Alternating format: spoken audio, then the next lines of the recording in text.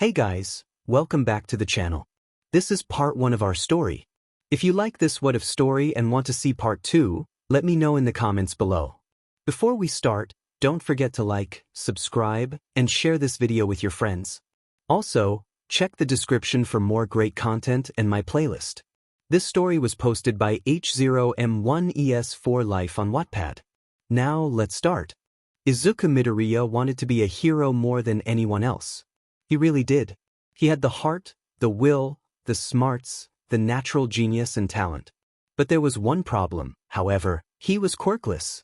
And thus, people would tend to overlook his hidden talents and untapped potential. But nonetheless, he was determined to not let his condition get in his way and define him.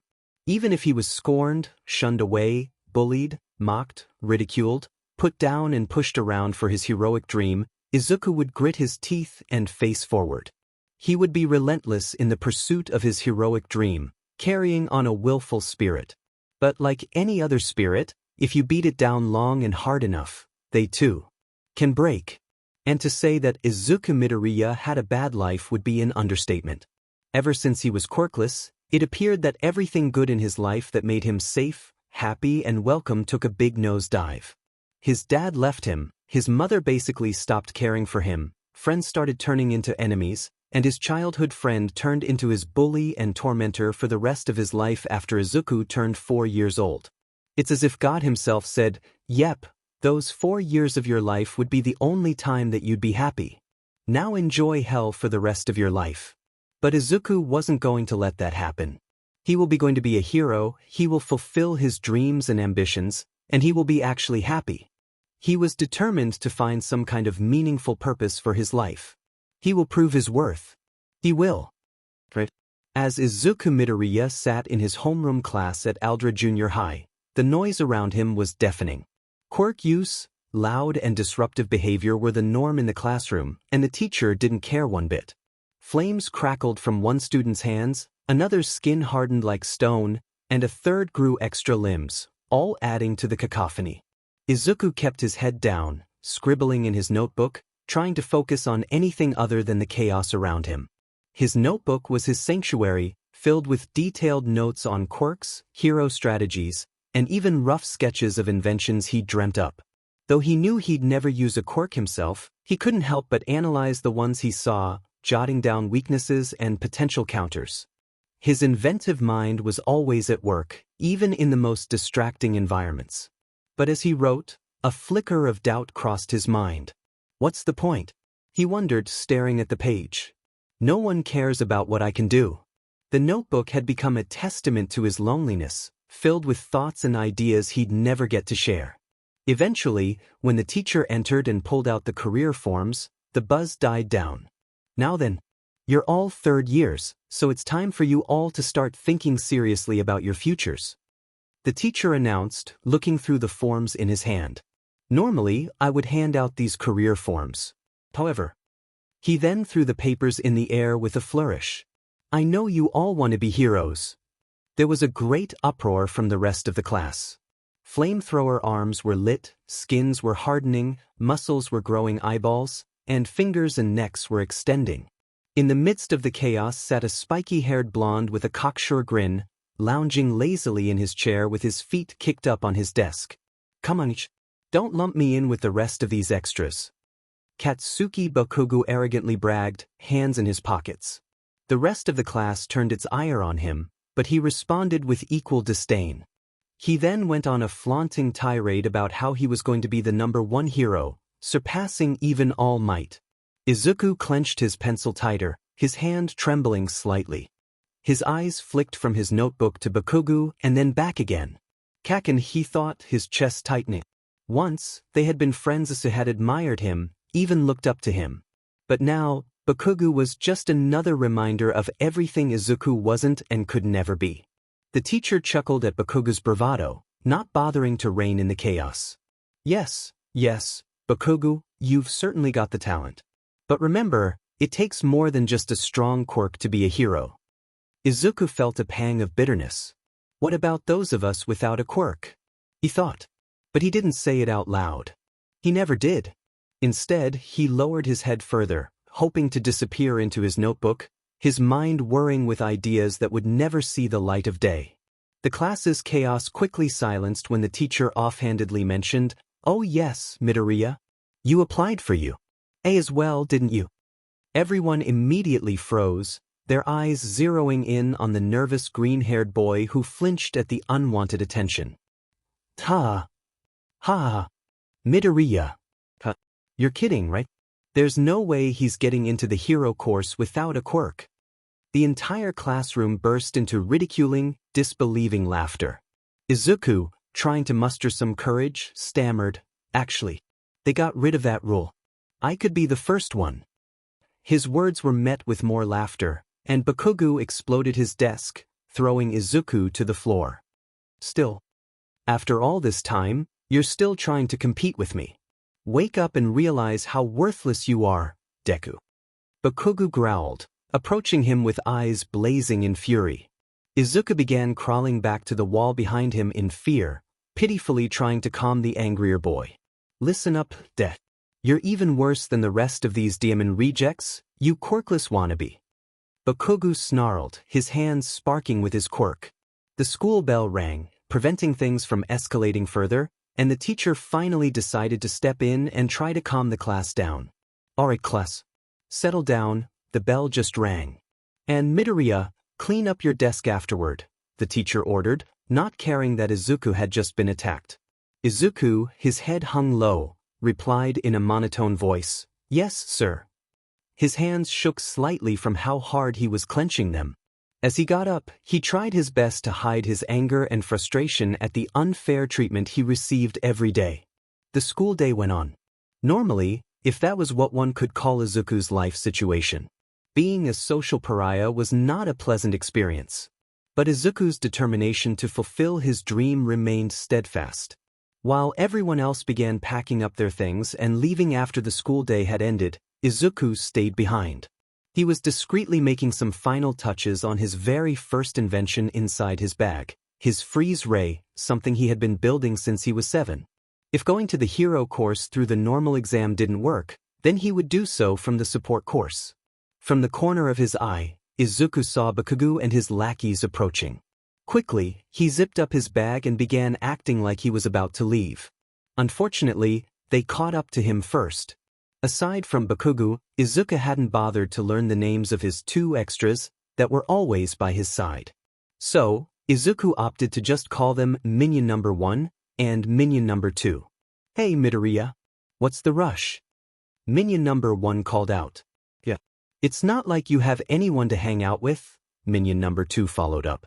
Izuku stuttered, trying to explain himself and get out of this situation. "I was just Dash." But before he could finish, Bakugo quickly snatched Izuku's notebook from his hands and read it out loud. "Hero Quirk Analysis Number 13. Why do you even have this SHT? You should know by now that a quirkless BSRD like you could never be a hero." The arrogant blonde sneered, watching Izuku flail in a desperate attempt to get his notebook back. I can still be a hero. Now give it back." Izuku pleaded, his voice shaky but determined. "You can't get accepted into the hero course just by studying, Midoriya," Minion Number 2 said bluntly as Minion Number 1 laughed at the absurd idea of Izuku applying for the hero course. Eventually, Bakugo lowered his arm and pretended to hand Izuku his notebook back. "Fine. You want it so bad. Here you go." Izuku almost looked hopeful. However, as he reached out to grab his notebook, Bakugo used his explosive quirk to fry the notebook, sending a wave of fear through Izuku.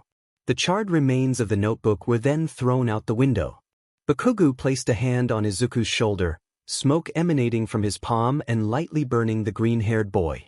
"Listen here and listen closely, don't even think about applying to you. Deku," Bakugo threatened, his voice low and menacing. Izuku could do nothing but meekly nod in fear.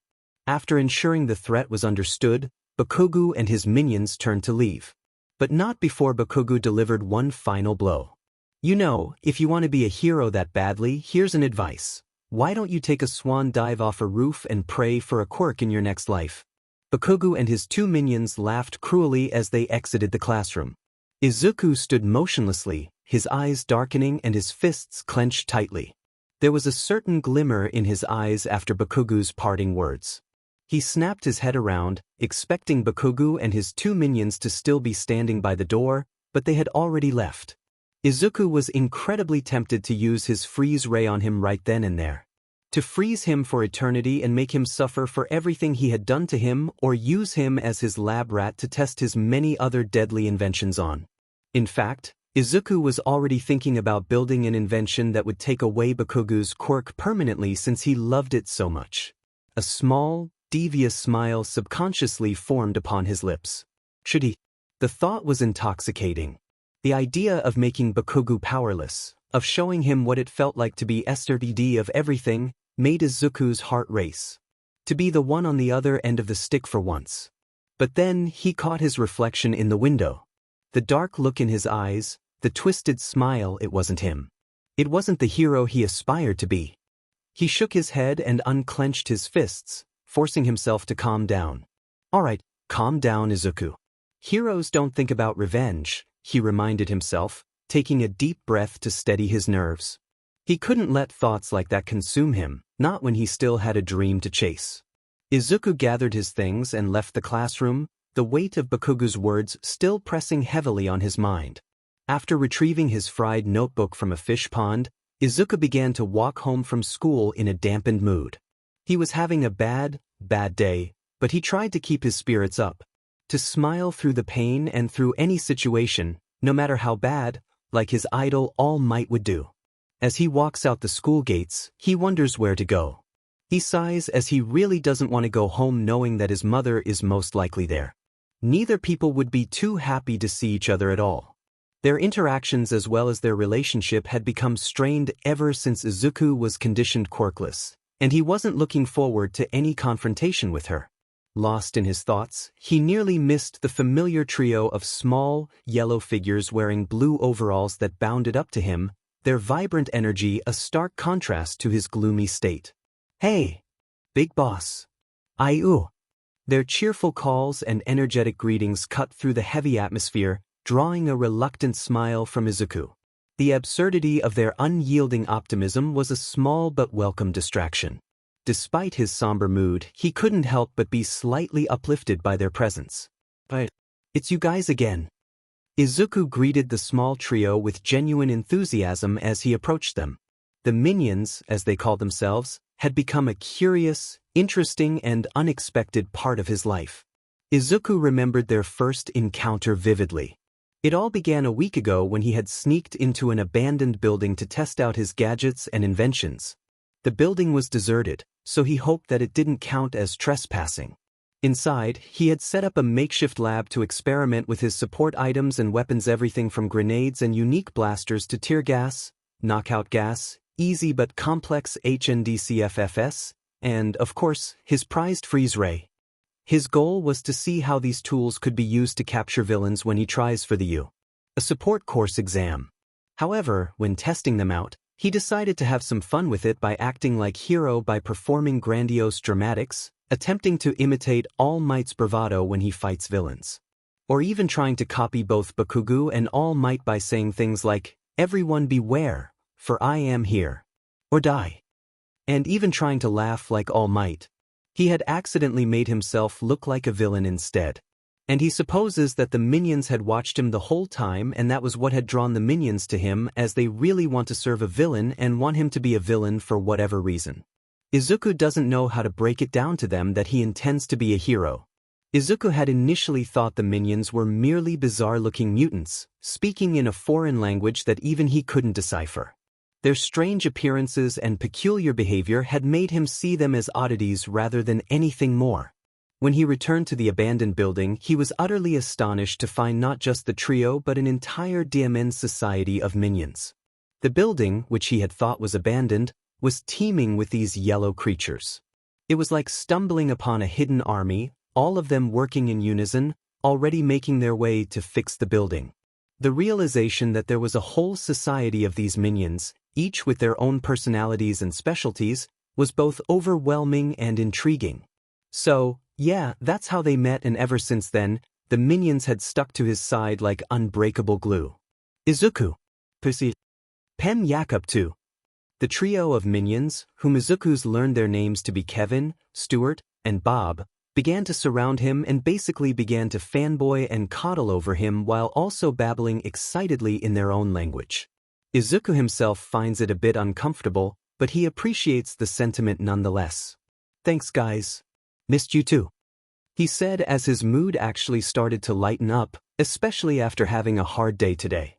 Suddenly, the tallest minion, Kevin, spoke up. "Izuku, we kali atada nunu too." "Surprise," he said eagerly, with Stuart and Bob nodding enthusiastically beside him. See. They chimed in, their excitement contagious. Izuku, still struggling to understand their language, recognized the English word, surprise. "Surprise? You have a surprise for me?" he asked, a bit puzzled but curious. The trio nodded vigorously, and before he knew it, they were dragging him by the hand. "What the dash?" Izuku exclaimed as the smallest minion, Bob, pulled on his arm with surprising strength. "Comb, they urged, their excitement only growing. They led him to a secluded alleyway, and when they finally stopped, Izuku's eyes widened in shock at what he saw. "Today, Kevin," Stuart, and Bob chorused, revealing a heavily modified and upgraded armored motorbike. The bike had a sleek, sharp design with a massive thruster at the back, giving it an almost futuristic look. It had an on-the-nose design, with sleek lines and a black, gray, and neon green color scheme that screamed, "Cool." "Whoa!" Izuku breathed out, his eyes gleaming with amazement. The bike looked like something out of a high-tech action movie, and it was metal as all hell. "What?" Izuku stammered, still trying to process the sight before him. "Nunudu," Kevin declared proudly. "Wadash. For me. I can't drive that. I'm way too young to drive." Izuku protested, his mind racing with a mix of excitement and panic, but mostly panic. Stuart, the one with a single eye, blew a raspberry. "Ben cares," he exclaimed, waving off Izuku's concern with a casual hand gesture. Izuku may not understand much of their Minionese language, but he was pretty sure Stuart had just said, "Who cares?" Izuku continued to stare at the motorbike with widened eyes, unsure of what to do. He was about to protest further until Kevin nudged him with his elbow. "Come on. Takono de care too," Kevin urged with a mischievous grin. Izuku made a noise as if he was someone trying to hold back on his temptations or addictions. Until, Woto. Yeah. Izuku was now speeding through the empty streets, riding his new motorbike alongside the minions, all of them having the time of their lives. He made sure to put the big thruster in the back to good use, giving them a huge boost and making them go as fast as they could, leaving nothing but a trail of smoke behind. Now Izuku really hoped that you didn't do background checks. Izuku continued speeding down the empty streets until he looked ahead and spotted a tunnel under a bridge. His eyes widened at the sight emerging from a manhole, a massive, liquid body of slime. "What is that?" Izuku yelled, pulling back on the throttle, trying to slow down. The sludge villain, who was in the middle of escaping from All Might, turned his eyes around, curious about the noise and racket coming from behind him. What the hell is dash?" The villain's eyes bulged in shock as he saw Izuku and his minions speeding directly toward him. "Oh. They all screamed in unison as Izuku crashed right into the body of the villain. The impact caused the villain's slime-like body to splatter apart all over the tunnel, while Izuku's motorbike skidded and crashed, sending him and the minions tumbling. Izuku and the minions eventually got up, dazed but thankfully unharmed. Izuku, who had been wearing a helmet, managed to avoid serious injury. The minions, somehow unscathed as usual, seemed as invincible as ever, something Izuku had already come to suspect after witnessing one of them take a flamethrower blast to the face without a scratch. Still, their well-being was always a concern for him. "You guys all right?" Izuku asked with a groan, removing his helmet. Stuart, slumped over the crashed bike, groaned and raised a weak thumbs up. "Yeah," he mumbled. Just as Izuku was about to get up and check on the others, an angry voice caught their attention. The sludge villain, who had reassembled his body after being splattered, loomed over them, his expression furious. "Oi, brat. What the hell was that? Do you have any idea who you just messed with?" The villain ranted, his gooey form shifting menacingly. Izuku's heart raced as he quickly assessed the situation, realizing he was in serious trouble. "I am so sorry, sir. I didn't mean to dash." Izuku tried to apologize, but the villain wasn't interested in hearing excuses. His slimy arm extended, rushing toward Izuku with malicious intent. Panic surged through Izuku as he scrambled to think of a solution. In a flash, he reached into his bag beside him and grabbed the freeze ray he'd been working on. Without hesitation, he aimed and fired at the villain, the ray emitting a bright, cold beam that instantly froze the villain's hand, stopping him in his tracks. The sudden halt caused the villain to stumble back in surprise. But Izuku didn't stop there. He fired again, this time freezing a larger portion of the villain's body. The sludge villain let out an enraged roar as the ice spread across his form, solidifying and immobilizing him further. Izuku, breathing heavily, took a step back, his heart pounding in his chest. He couldn't believe his invention had actually worked. But the moment of triumph was brief as he realized the danger still wasn't completely over. The villain eventually just disembodied the parts of his body that had been frozen and continuing to charge at the boy, enraged. Izuku continued to freeze him on the spot continuously, slowing him down while his mind raced as he tried to think of a different tactic. He used his other hand to pat his body and pockets all over, hoping to find another gadget or weapon of some sort. Unfortunately, he was too late as the sludge villain had gotten hold of the boy as well as the minions who tried to escape his grasp and began suffocating all of them. Izuku gasped for air as the sludge villain tightened his grip, the suffocating pressure making his vision blur. The minions struggled as well, their usual cheerful demeanor replaced with fear as they tried to wriggle free. Izuku's mind raced, panic taking over as he realized he was running out of options. The villain's laughter echoed in his ears, drowning out the pounding of his heart. "Don't worry, kid. I'm going to make sure this hurts." The villain taunted, his slime continuing to further surround Izuku and the minions. Desperation fueled Izuku's actions as he clawed at the sludge, trying to find any purchase, but it was no use. He could feel his strength waning, the world around him growing darker. Was this it? Was this how it was going to end? But just as the darkness began to close in, a powerful gust of wind swept through the tunnel, followed by a booming voice that shook the very ground. "Never fear, for I am here." Izuku's eyes widened in shock as he recognized the voice. All Might, the symbol of peace, had arrived. In one swift motion, All Might punched the sludge villain with such force that the villain's body was blown apart, freeing Izuku and the minions from his suffocating grasp. The sheer power of the punch caused the air to ripple, and the tunnel walls trembled under the might of the hero. Izuku and the minions were finally released, but All Might's punch had been so powerful that it knocked everyone out. When Izuku awoke, he found himself face to face with his lifelong idol, the #1 hero, All Might, who was gently but rapidly slapping his cheek, urging him to wake up.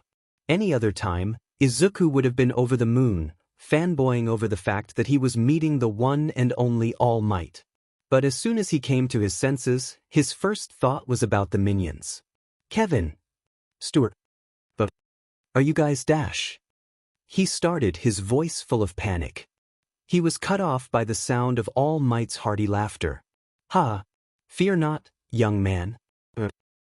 Small friends are safe as well."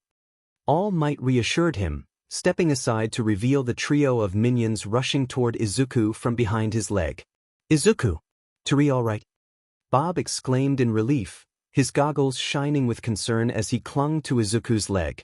Izuku breathed a sigh of relief, his heart finally settling as he patted Bob's head. "Thank goodness," he muttered, still a bit dazed but overwhelmingly relieved.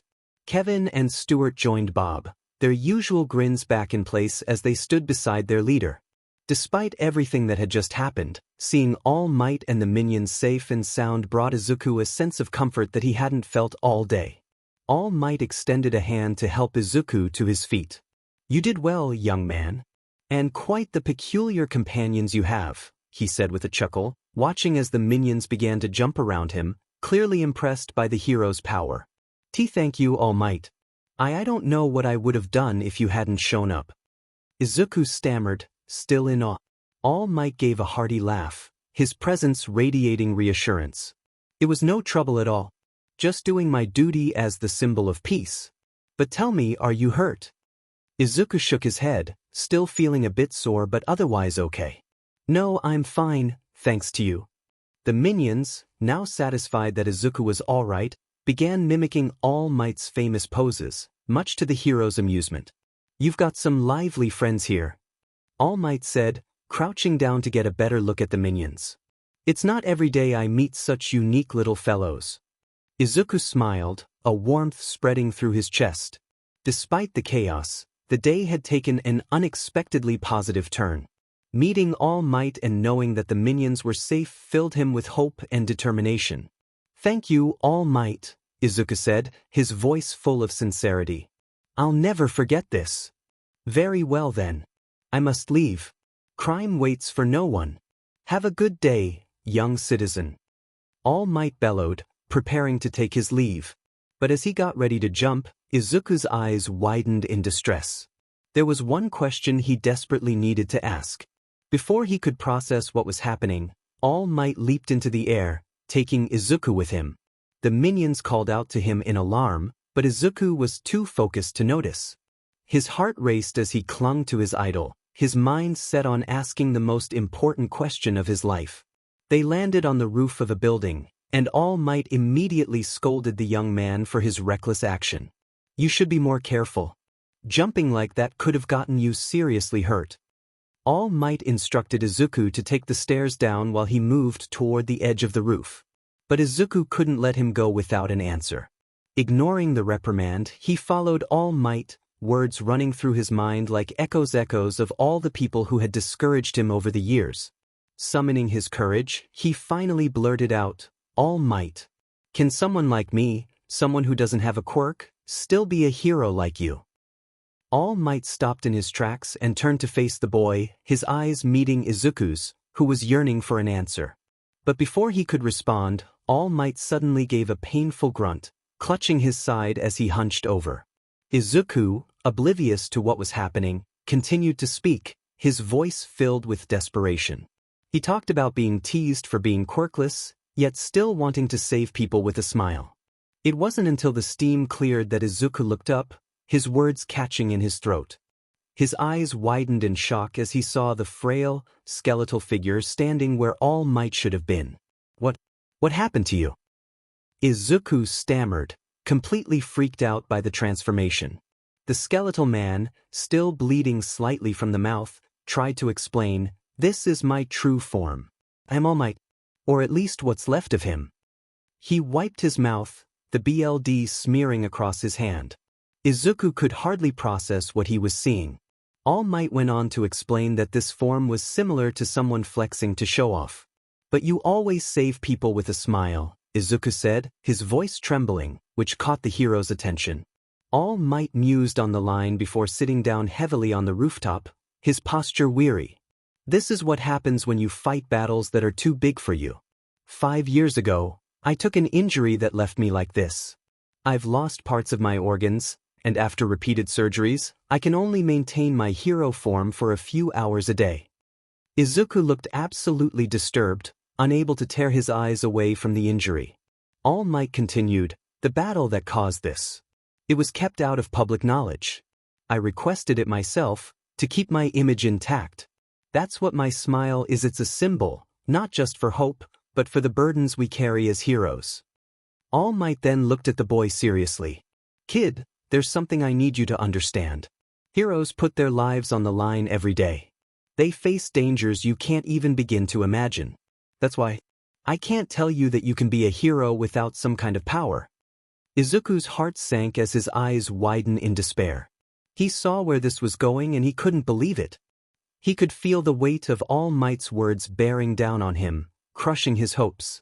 All Might then looked at Izuku with a mix of pity and seriousness. I'm sorry, kid, but without a quirk, I don't think you can be a hero. You should look for a more realistic dream. he said as he finally exited the building with the bottled-up villain intact, leaving Izuku utterly alone. Izuku felt like the ground had been pulled out from under him. His vision blurred with tears as All Might's words echoed in his mind. The very dream he had clung to for so long now felt like it was slipping through his fingers. He was absolutely devastated. The voices and memories of all the bullying, the constant demeaning, and everyone putting him down for his longing to be a hero rushed back to him like a flood. Bakugo's cruel advice played on a loop in his head, mocking him. And now this. The #1 hero, his lifelong idol, the one who had always told people, "You can be a hero too," had just rejected him. Izuku clenched his fists, his nails digging into his palms as sadness and rage began to consume him. His body trembled with the overwhelming mix of emotions, the pain of a shattered dream twisting inside him. He truly was having a bad day. Izuku walked home in a daze, his feet moving on autopilot as his mind swirled in a void of emptiness. The usual hustle and bustle of the city around him seemed distant, muffled, like he was trapped behind a thick wall of glass. He felt nothing, no anger, no sadness, no frustration. Just a cold, hollow numbness that spread through his chest and made it hard to breathe. His phone dinged, and he saw Kevin's concerned message asking where he was and expressing worry. Izuku replied with a terse, "I'm fine," and instructed them to return to their building base. Despite his reassurance, he knew it did little to ease their concern. When he arrived at the front door of his apartment, he tensed up. The anticipation of facing his home, and by extension his mother, made his heart heavy. This was the part he dreaded the most.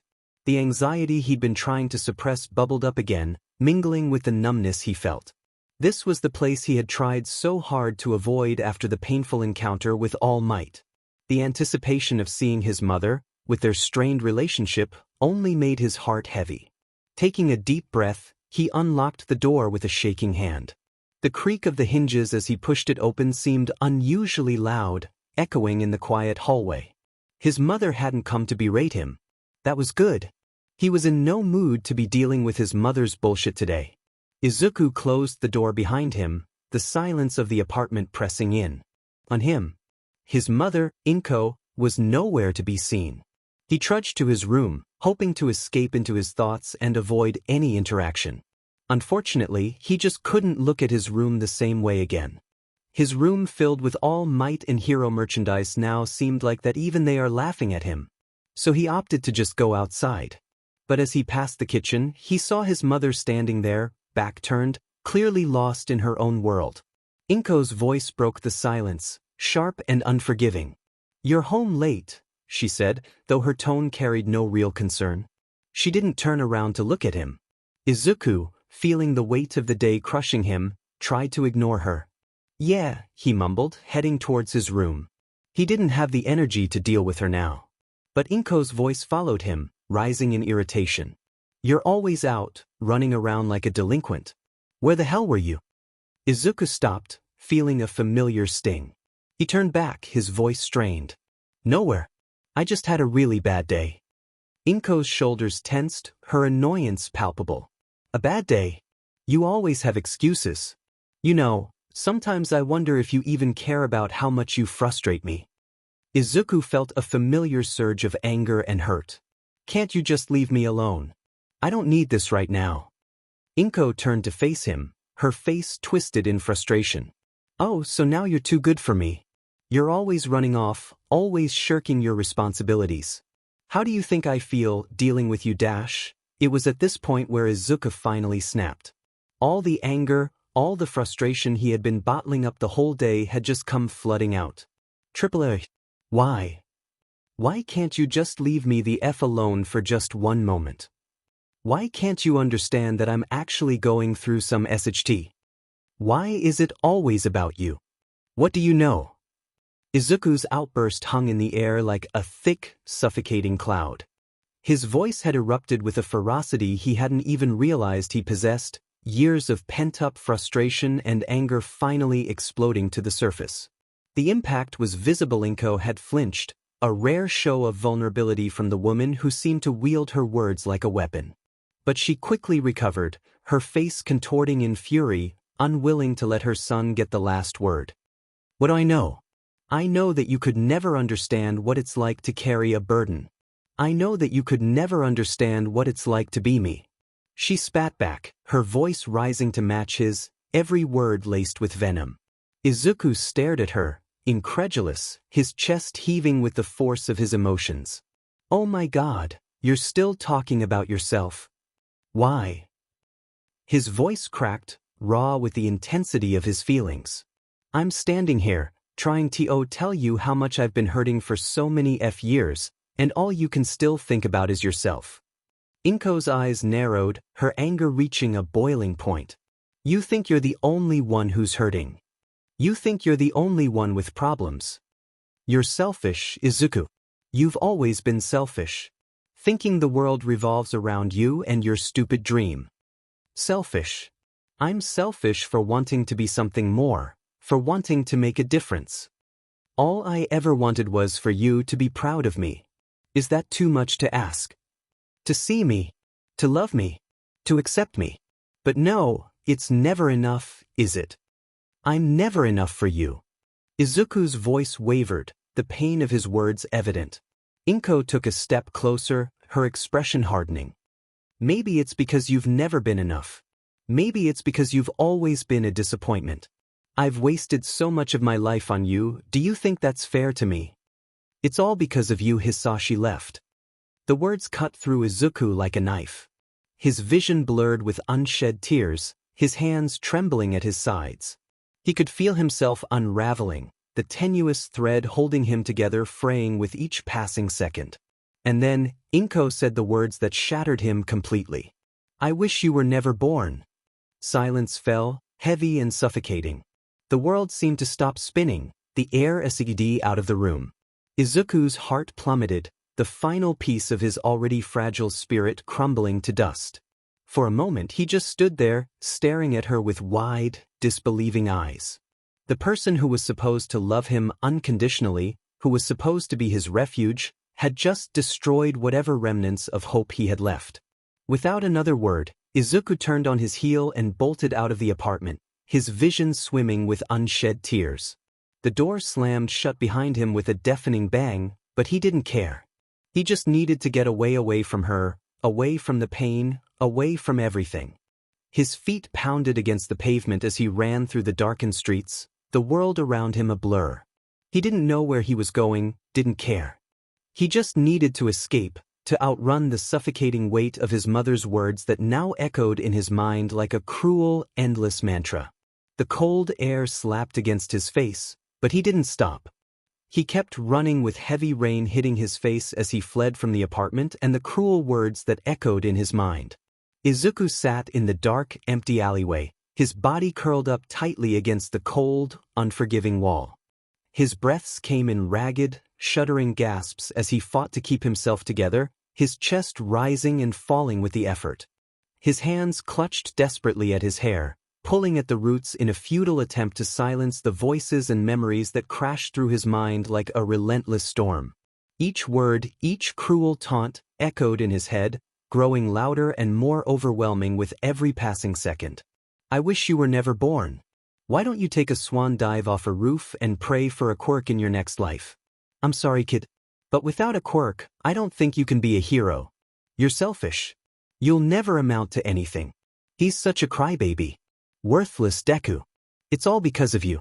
Izuku's body began to tremble uncontrollably, his muscles tensing as the weight of every insult, every rejection, pressed down on him like a crushing burden. He could feel himself breaking, the fragile walls he had built around his heart crumbling into nothingness. And then, there was silence. The world around him seemed to fade away, leaving only the deafening quiet of his own despair. The dam holding back his emotions, the one he had tried so hard to maintain, finally shattered under the pressure. A choked sob escaped his lips, followed by another, and then another, until the floodgates opened completely. Izuku buried his face in his hands, his body shaking violently as he cried, no longer able to hold back the tidal wave of grief, pain, and hopelessness that had been building inside him for so long.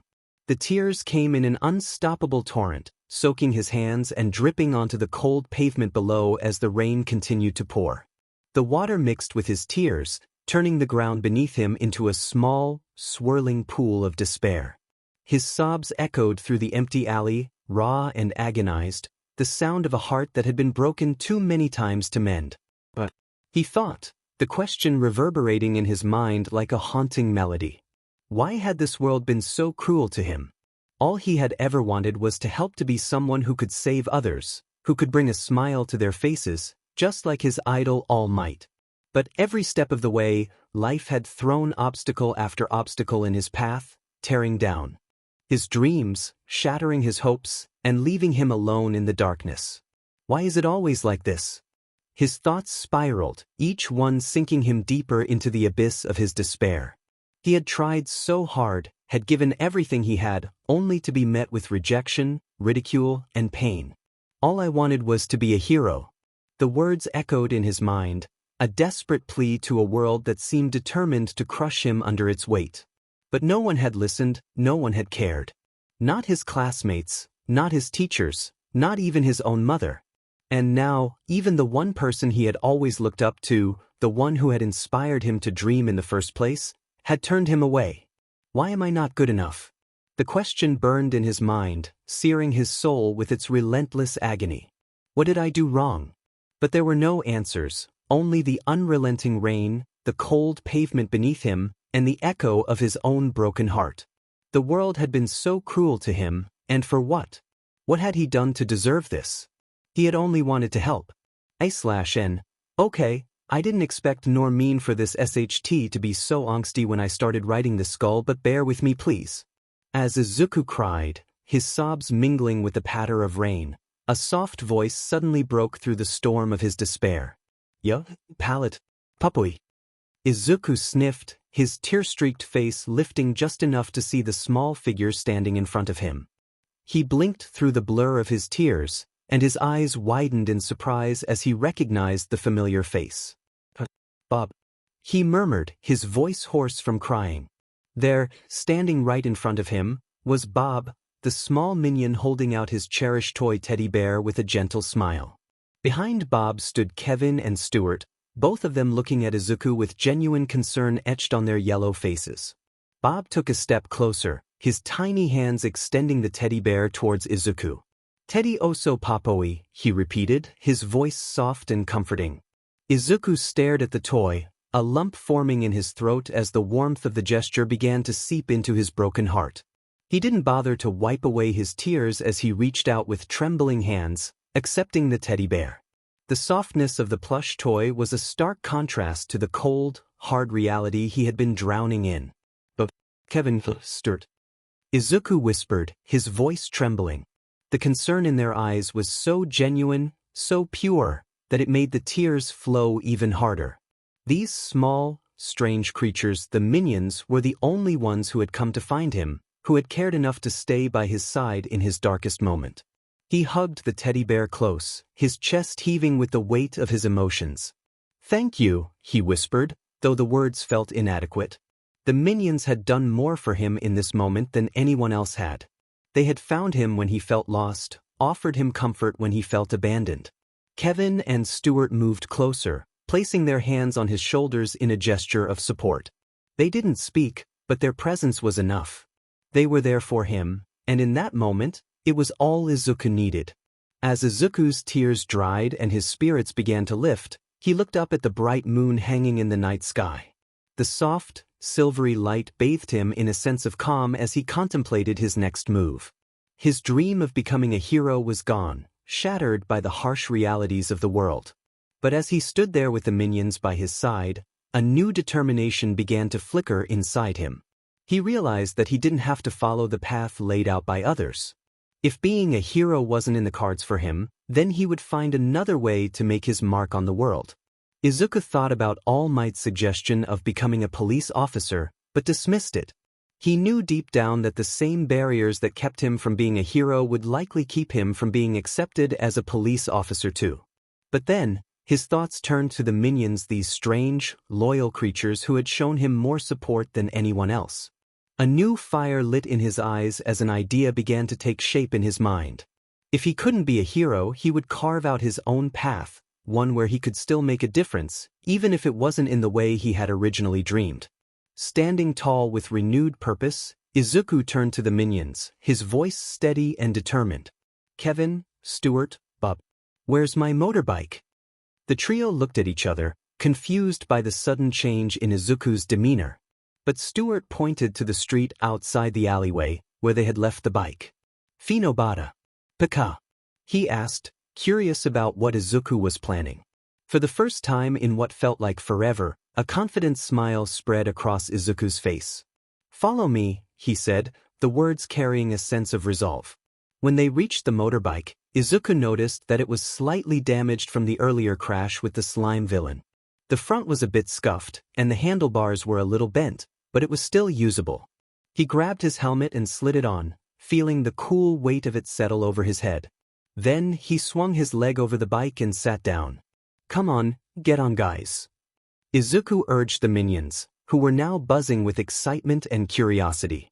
They scrambled onto the bike, finding spots to hold on as Izuku revved the engine. The sound roared to life, echoing off the walls of the alleyway. With a determined glint in his eyes, Izuku revved the engine of his motorbike. "Virum! Virum!" The sound roared through the quiet night as he clicked the button that activated the thruster. In an instant, they were off, speeding into the darkness like a blur of motion and light. Izuku made sure his helmet was securely in place, covering his face so no one could recognize him driving underage. But that was the least of his concerns. The thrill of the ride, the wind whipping past him, and the minions clinging on behind him made his heart race with exhilaration. He expertly maneuvered through the late-night traffic, weaving between cars and leaving them in the dust. The streets were mercifully clear at this hour, allowing Izuku to push the bike to its limits without much worry. The city lights blurred into streaks of color as they raced toward their destination. Izuku arrived at the once-abandoned building where he had first encountered the minions, and his jaw nearly dropped in surprise. The place looked completely different from what he remembered. It was no longer the dilapidated structure he had expected to see. Instead, it now looked like a totally normal, unassuming building that blended in perfectly with its surroundings. "They've done this that fast. It's only been a week," Izuku thought, unable to hide his amazement. The minions had somehow managed to renovate the entire place in record time, disguising it so well that no one would ever suspect it housed anything unusual. As he stared at the building, a mix of pride and disbelief washed over him. The minions had not only built a base, they had created the perfect cover for whatever plans he might have in the future. "This is impressive," he muttered to himself, realizing just how resourceful and efficient his new companions were. Izuku entered the building with Bob, Kevin, and Stuart by his side. The interior was just as remarkable as the exterior, clean, organized, and humming with energy. He felt a sense of determination building inside him, something he hadn't felt in a long time. He was surprised to see them still working or chilling this late at night. He walked over to the speaker system near the entrance, his heart pounding with anticipation. Taking a deep breath, he pressed the button and spoke into the microphone. "All minions, please assemble in the assembly room. I have an important announcement to make." His voice echoed through the building, and within moments, the sound of hurried footsteps filled the halls as minions scurried to gather. Izuku turned to the trio beside him, giving them a nod of thanks for standing by him. Every minion inside the building began to go ecstatic as the day that they actually serve a new, evil boss might just come true. As he made his way to the assembly room, he could feel a new sense of purpose beginning to take root. This was the start of something new. Something that would allow him to carve out his own path in a world that had tried to crush him. When he entered the assembly room, he was met with the sight of a sea of minions already cheering for him, their eyes full of anticipation and excitement. As Izuku stood before the sea of eager minion faces, his heart raced. The sheer number of them, all focused intently on him, was overwhelming. His palms were sweaty, his knees weak, and arms are heavy. Public speaking had never been his strong suit, and the weight of this moment only made it more daunting. But as he looked into their wide, hopeful eyes, something inside him steadied. Taking a deep breath, he tried again, his voice a bit stronger this time. I'm not used to this, so bear with me. But I need to say this. Today is the beginning of something new. I know I haven't been the best leader, and I know I'm still figuring things out, but together, I think we can accomplish something amazing. The minions cheered, their excitement palpable, and it bolstered Izuku's confidence. He began to feel a spark, the fire of determination that had been ignited earlier now growing into a blaze. Izuku stood there, letting the minions' cheers wash over him. For the first time, he felt like he truly belonged somewhere. As he looked out at the sea of yellow faces, a deep realization settled in his heart. All his life, he had been rejected by his school, by the hero society, by his own mother, and by the world at large. No one had believed in him, no one had given him a chance, no one had accepted him for who he was. Except for them. The minions, strange and chaotic as they were, had accepted him without hesitation. They didn't care that he was quirkless, or that he was a failure in the eyes of the world. They didn't judge him or put him down. All they wanted was to serve an evil boss, and they had chosen him. Izuku's heart swelled with a mix of gratitude and resolve. If this was the role he was meant to play, then he would play it well. Who was he to let them down? The world might have turned its back on him, but he wouldn't turn his back on them. He would be the leader they deserved, and together, they would carve their own path, a path that would show the world that he was far from finished. Izuku's grip on the microphone tightened as his resolve solidified. "You all chose me," he said, his voice steady and filled with newfound conviction. "And I'm not going to let you down. I've heard your words. I know that you all want me to be evil. Well, if it's an evil boss you want, then that's exactly what you'll get. Yeah. WhatIf." The minions erupted into a thunderous cheer, their loyalty and excitement evident. The day had come where they finally would serve an evil boss. Izuku smiled, a confident and almost wicked grin spreading across his face. This was it, his moment, his destiny. He wasn't just going to exist in this world, he was going to make his mark on it, and he was going to do it with them by his side. "Are you all ready to show this world what we're made of?" he declared, his voice filled with dramatic flair and conviction. The fire in his eyes was unmistakable, a burning determination that had been ignited by years of rejection and scorn. The minions responded with an explosive roar, their excitement and enthusiasm palpable. Their cheers reverberated off the walls, creating a powerful, electrifying atmosphere. Izuku felt a surge of adrenaline, his earlier pain and despair now transformed into a fierce resolve. Because from this point on, this world will know the might and power of the greatest villain of all time. Izuku's voice rang with defiant pride as he embraced the name that had once been used to belittle him. He would turn it into a symbol of his power, a name that would strike fear into the hearts of those who had doubted him. The minions erupted into a frenzied chant, their voices rising in a unified chorus of Deku. The chant grew louder and more intense, their loyalty and excitement fueling the momentum. The room was filled with an almost tangible energy, the minions' fervor reflecting Izuku's newfound determination. As the chant continued, Izuku's smile grew wider, his confidence soaring.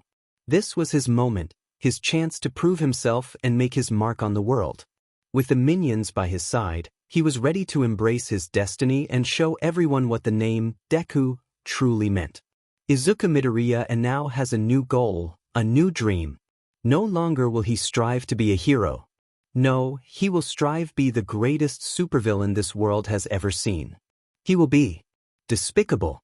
Sunlight streamed through the small gaps in the curtains, casting warm, golden hues across the room as Izuku slowly blinked awake. For a moment, he lay there, staring up at the unfamiliar ceiling, the events of the previous night flooding back into his mind. He wasn't in his small, cluttered bedroom filled with hero merch anymore. No, this was different. This was the beginning of his new life. He sat up, rubbing the sleep from his eyes and stretching his arms above his head.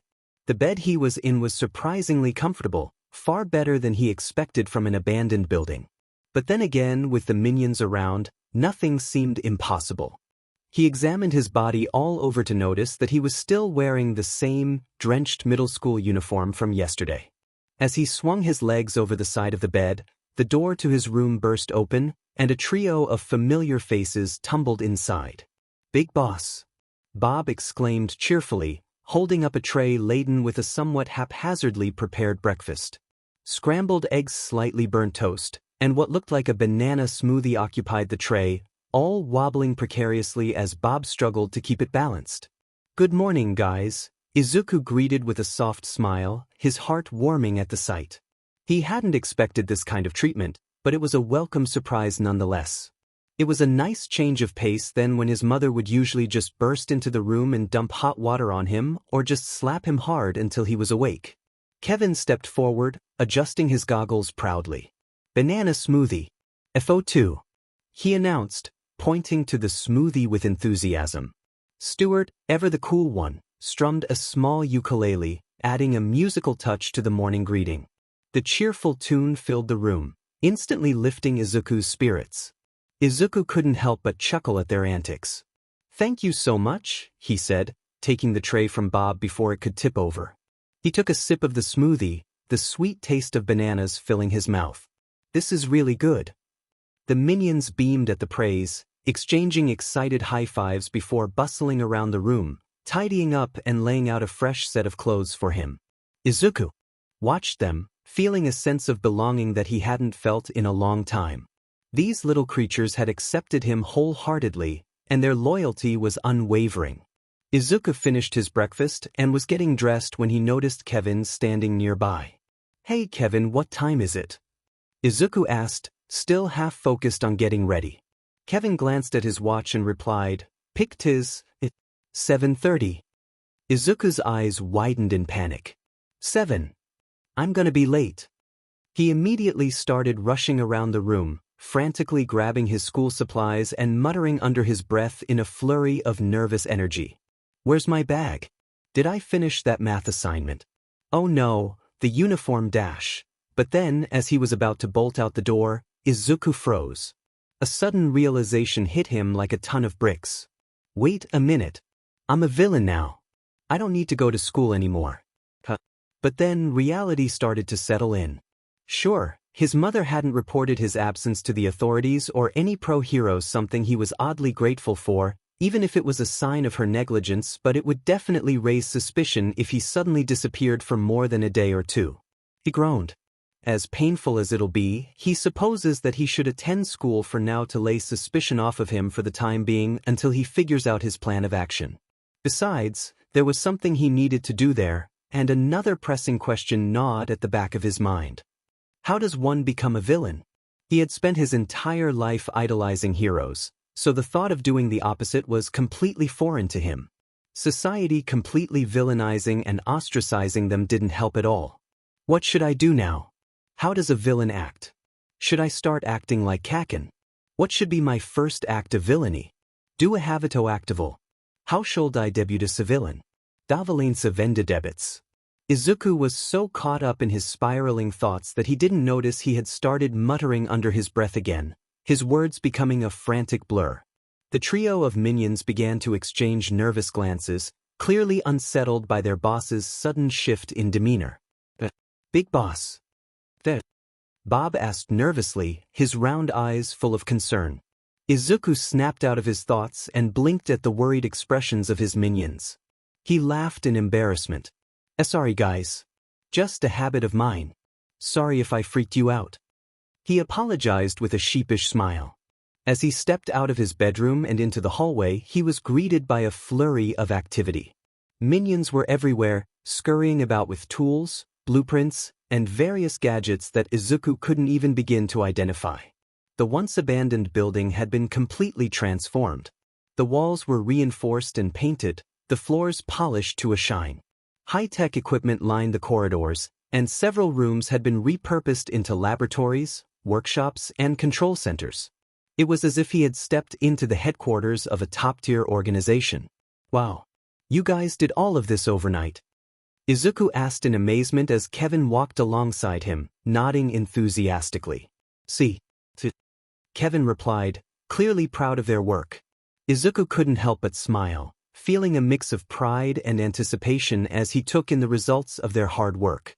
He was eager to dive into his new life as a villain, but unfortunately, he had one last obstacle to deal with: school. He let out a sigh. "I'd love to get started right away, but I've got to go to school for now," he said, grabbing his bag and slinging it over his shoulder. "Kevin, you're in charge while I'm gone, okay?"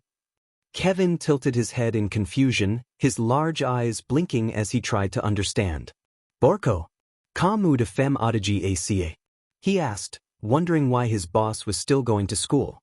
Izuku, while not fully understanding their language, could sense Kevin's confusion. He paused, considering how to explain. "I know it seems strange," he began, "but right now, I need to keep up appearances. If I suddenly stop going to school, people will start asking questions. We don't need that kind of attention, at least not yet." Kevin nodded slowly, still a bit puzzled but trusting his boss's judgment. Izuku knelt down and gave him a reassuring pat on the shoulder. "This is just for now. Once we're ready, school won't be an issue anymore. Until then, we need to stay under the radar. But I promise you won't be disappointed." With that, Kevin smiled as he saluted, and the other minions around them followed suit, their tiny hands snapping to attention with enthusiastic determination. Izuku smiled at their loyalty and commitment. He stood up and turned to head for the door, the weight of his new double life starting to settle on his shoulders. As he stepped outside, he took a final look at the building, now a symbol of the new path he was carving out for himself. He felt a surge of excitement mixed with a sense of resolve. This was the beginning of something big, and he was determined to make sure the world remembered his name. With that thought in mind, Izuku set off for school, determined to balance his old life with his new one, at least for now. Because for now, he needs to figure out who will he be tonight, that's the question. Izuku rode his motorbike through the quiet streets, the early morning air cool against his face. He made sure to stay out of sight, carefully avoiding any attention that might be drawn to the fact that he was an underage driver. As he neared the school, he found a secluded alleyway nearby and parked his motorbike, making sure it was well hidden before heading toward the school gates. As he approached the entrance of his middle school, Izuku paused, taking a deep breath. He had never dreaded going to school as much as he did today. The idea of sitting through classes, pretending to be the same quirkless, overlooked student, felt like a burden now. But he knew he had to grit his teeth and bear it for now, at least. "Just keep a low profile and go unnoticed," he muttered to himself, steeling his resolve. His objective of the day: figure out what his first despicable deed will be. As the day progressed, the first and second PRDs were a monotonous blur. It was the same as always: students flaunting their quirks without consequence, teachers turning a blind eye, and Bakugo parading his explosive abilities and oversized ego while everyone around him cheered him on. It was all painfully familiar, including the occasional jabs and taunts thrown Izuku's way. Just another day in this quirk-obsessed school. But during lunch, Izuku had something more important to attend to. He made his way to the teacher's lounge, his heart pounding with a mix of anxiety and resolve. He needed to speak with his lousy homeroom teacher, an apathetic man who had never really cared about Izuku at all. But today, Izuku would be making a decision that would shock even this indifferent teacher. He knocked on the door and entered the lounge, finding his teacher lazily scrolling through his phone. Without preamble, Izuku spoke up, his voice steady and determined. "Sensei, I've come to withdraw my application for the 𝐒𝐮𝐦𝐦𝐚𝐫𝐲 hero course," he said, getting straight to the point. His teacher barely glanced up from his phone, already prepared to deliver another condescending remark about how pointless it was for a quirkless student to aspire to be a hero. But as the words sank in, the teacher froze, his mind processing what Izuku had just said. "Midoriya, how many times do I have to wait?" What? The surprise in his teacher's voice was almost satisfying, but Izuku didn't let it show. He simply stood there, waiting for the teacher's reaction. "I've come to withdraw my application for the dash. Weiss, I heard you." The teacher interrupted, still processing the shock. "It's just... what caused this change?" His voice wavered with genuine curiosity, a hint of alarm creeping in as he tried to make sense of the situation. The usually disinterested and lackluster teacher, who often seemed to loathe both his job and life itself, was absolutely flabbergasted. For once, the man who rarely showed any emotion beyond boredom was fully engaged, trying to comprehend whether this was truly the Izuku Midoriya he knew. Izuku sighed, keeping his expression neutral. Well, it's just that I've finally realized it's impossible for someone like me to be a pro hero, so I believe my purpose in life truly lies elsewhere. His words were carefully chosen. While not entirely untrue, he couldn't be too honest and reveal the full extent of his new determination to pursue villainy. The teacher looked taken aback, almost shocked. The curt and formal attitude was completely unlike the timid, nervous boy he knew from class. He didn't even stutter. "WL Midoriya. I'm proud that you've finally taken my and others' words to heart." Izuku's brow twitched as he resisted the urge to sneer at the audacity of the man. "You don't get to be proud," he thought bitterly. The teacher sighed, putting on a facade of concern. "As your teacher, I only care deeply about your well-being and future. So it's good that you've finally dropped your unrealistic dream and are thinking more realistically and reasonably." He had the gall to act all professional now. Izuku resisted the urge to roll his eyes. "Yeah, like you cared about my well-being and future in the first place," he thought, feeling a swell of irritation. The hypocrisy of it all was almost too much to bear, but he kept his composure, knowing he had bigger plans ahead. "Well, it looks like lunch is almost over. We can talk more about this tomorrow. Until then, I expect you to have picked a reasonable career choice. See you, Midoriya," the teacher explained, dismissing the conversation with an air of finality. "Goodbye indeed, sensei." Izuku casually replied back with a cheery smile as he began to leave. A cheery smile that completely contradicted the disdainful, almost hateful look in his eyes. After Izuku exited the teacher's lounge, he quickly took a deep breath and calmed himself down. Keep control of your emotions, Izuku. Only half a day left. He reminded himself to keep a low profile. As the day went on, word quickly spread around the school that Deku had finally given up on his stupid hero dream. Izuku's brow twitched in annoyance.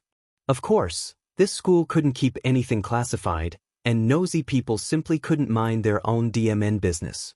Either that, or some lousy teacher that overheard his conversation with his homeroom teacher earlier had recklessly leaked that sensitive info which led to a chain event leading to this.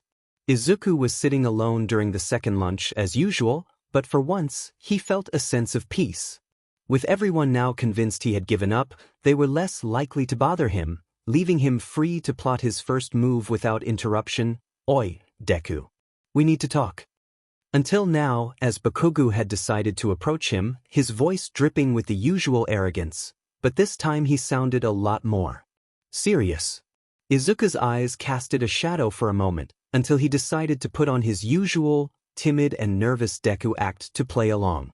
"What is it, Kaken?" he asked with faux nervousness. "I heard that you've finally given up on your stupid hero dream." He started. "Why, Izuku replied stuttering, playing the part. Bakugo actually scoffed. "Yeah, right. You expect me to believe that? To believe that you, of all people, have just suddenly given up on being a hero? What's next? Pigs start flying." Bakugo sneered and Izuku tried not to give him the stink eye. "You scorn me for wanting to be a hero and you still scorn me for not wanting to be a hero. Honestly, Bakugo, what do you want from me?" Izuku thought, both perplexed and frustrated. At this point, he just wanted to be left alone. The arrogant blonde continued to eye him suspiciously, his gaze narrowing as if he was trying to see through Izuku's act. "What's your game, nerd? What are you planning?" he demanded, his tone laced with both irritation and mistrust. "And nothing," Izuku stammered, keeping up his timid facade. I just realized that I'll never be a hero, so there's no point in trying anymore." Bakugo's eyes narrowed further, clearly not buying it. "You're up to something, Deku. Don't think I won't figure it out," he growled before finally turning away, leaving Izuku to his thoughts. As Bakugo walked off, Izuku couldn't help but smirk inwardly. "You're right, Kaken. I am up to something. Something that you have no idea about at all." And with that, Izuku finally made a confirmation. Thanks to the delightful behavior of the people in his school, he now knows exactly what his first act of villainy will be: burning down this demon place. The thought alone sent a shiver of excitement down his spine. The very place that had been a constant source of pain and humiliation would soon be nothing more than a pile of ashes. The satisfaction of erasing it from existence was too tempting to resist. It's time to make them all pay, Izuku thought, a dangerous glint in his eyes as he began to plot his first despicable deed.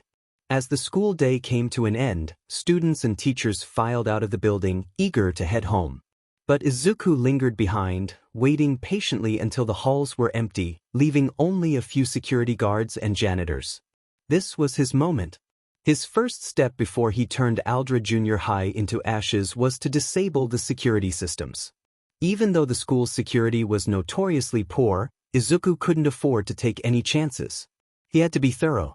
All right, here we go, Izuku thought, steeling himself for his first true act of villainy. He crept through the empty hallways, the sound of his footsteps barely audible on the polished floors. His heart raced with both nerves and excitement as he headed towards the janitor's closet, knowing he needed a disguise to move about more unnoticed. He slipped into the janitor's room, closing the door behind him with a soft click.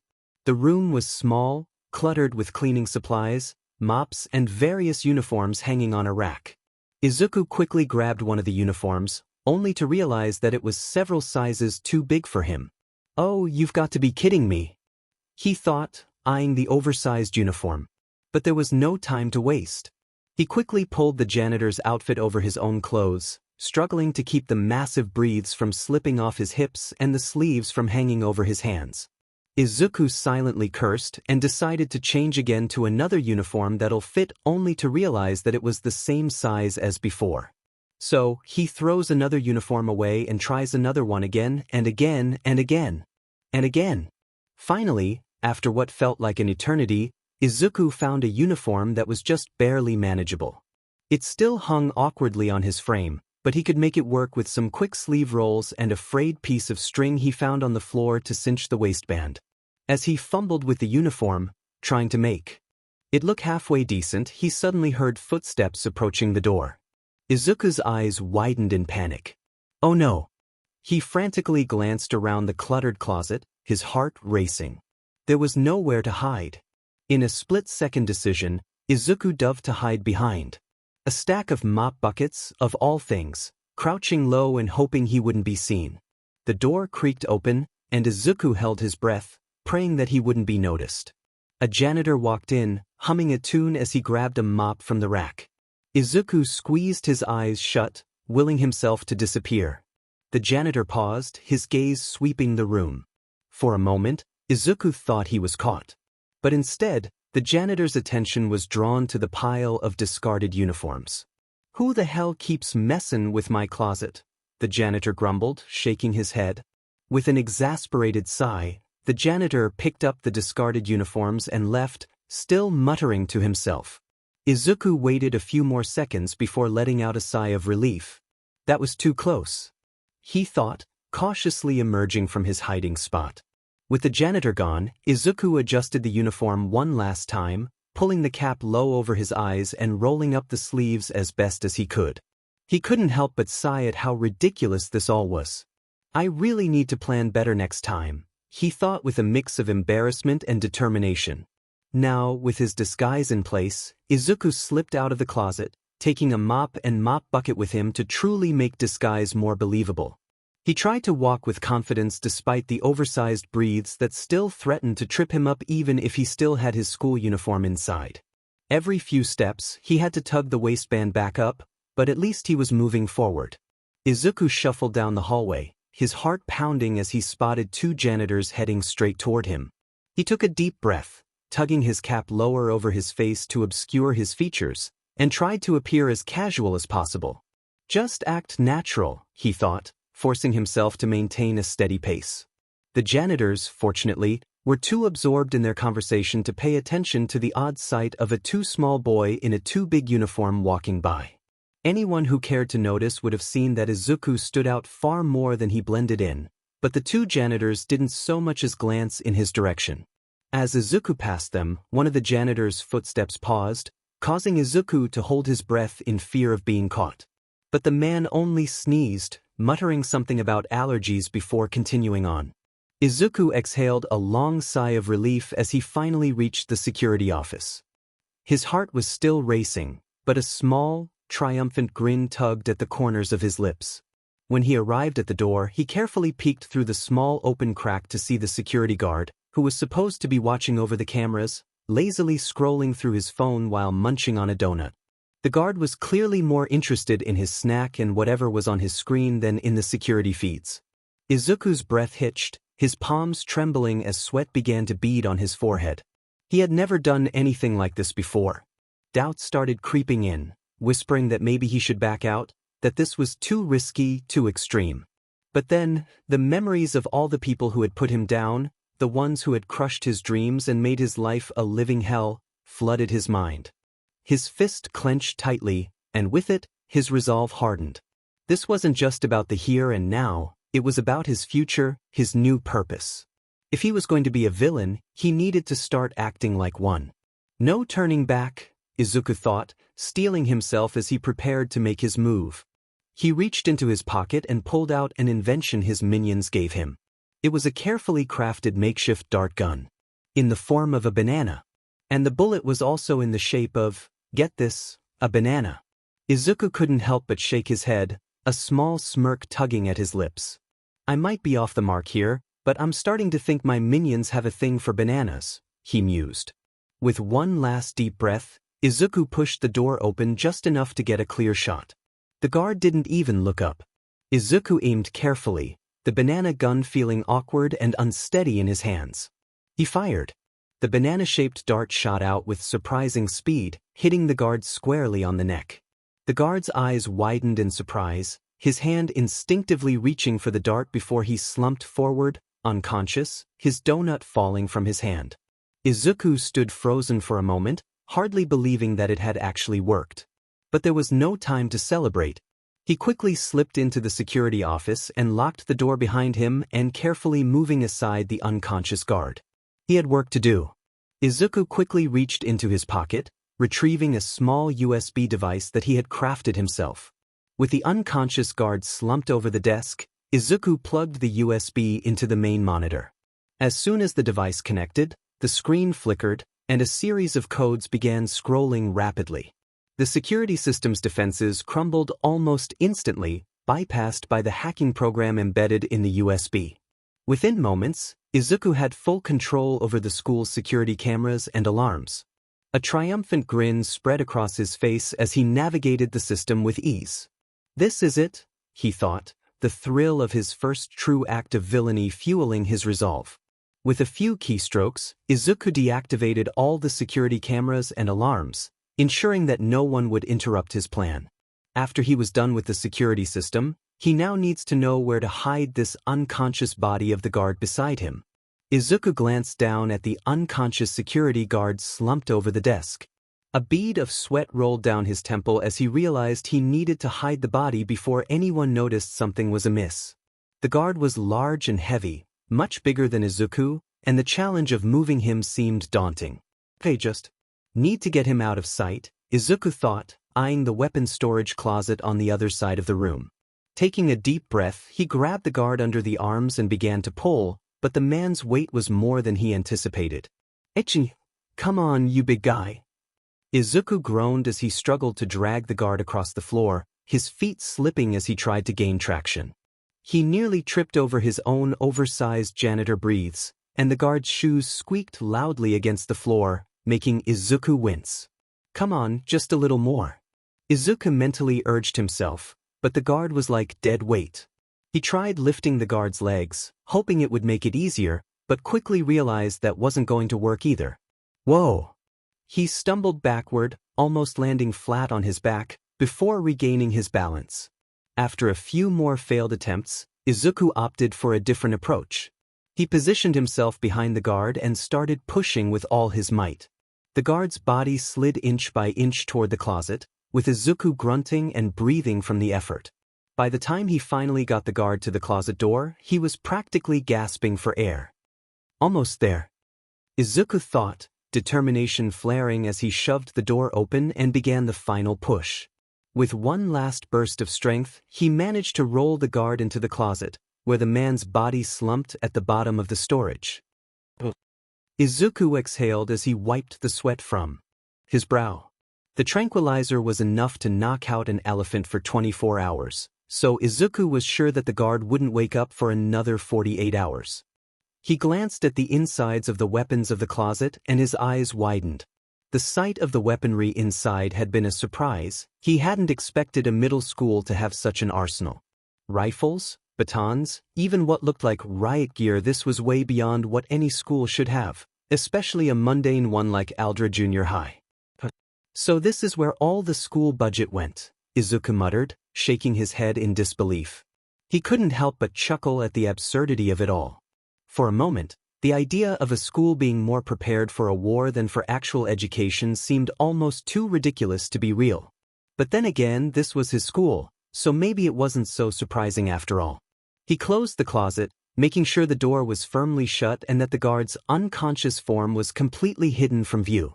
Izuku made a mental note of stealing all those weapons later tonight. With the guards safely out of the way and the security system under his control, Izuku's job here was done as he took back the hacking USB from the monitor. Izuku made sure that it was untraceable. Now, he just needs to get the hell out of here and move on to his next step. Find/make a SHT ton of explosive material. He smirked as he felt that his minions would very much like a mission like this. He quickly removed the oversized janitor uniform, feeling an immense sense of relief as he was free from its constricting and ill-fitting fabric. Stuffing the uniform behind some cleaning supplies, Izuku double-checked his surroundings before heading towards the exit. With the security system down, sneaking out of the school would be a breeze. But Izuku still made sure to move swiftly and silently through the dimly lit hallways as to avoid any lingering staff or more security. Every step brought him closer to the school's exit and further along the path to complete his first evil deed. The exhilaration of it all made his heart P&D in his chest. Finally, he reached the exit, pushing open the door and stepping out into the cool evening air. He took a moment to breathe it in, relishing the freedom and the thrill of what was to come. As Izuku stepped out of the gates, pausing to look back at the building that had been the source of so much misery in his life. The sight of it, once looming and oppressive, now filled him with a sense of power and anticipation. A dark, mischievous grin spread across his face as his eyes gleamed with malice. "Enjoy your last miserable day, you pathetic excuse of a school," he thought, silently bidding farewell to the school that would soon face his wrath.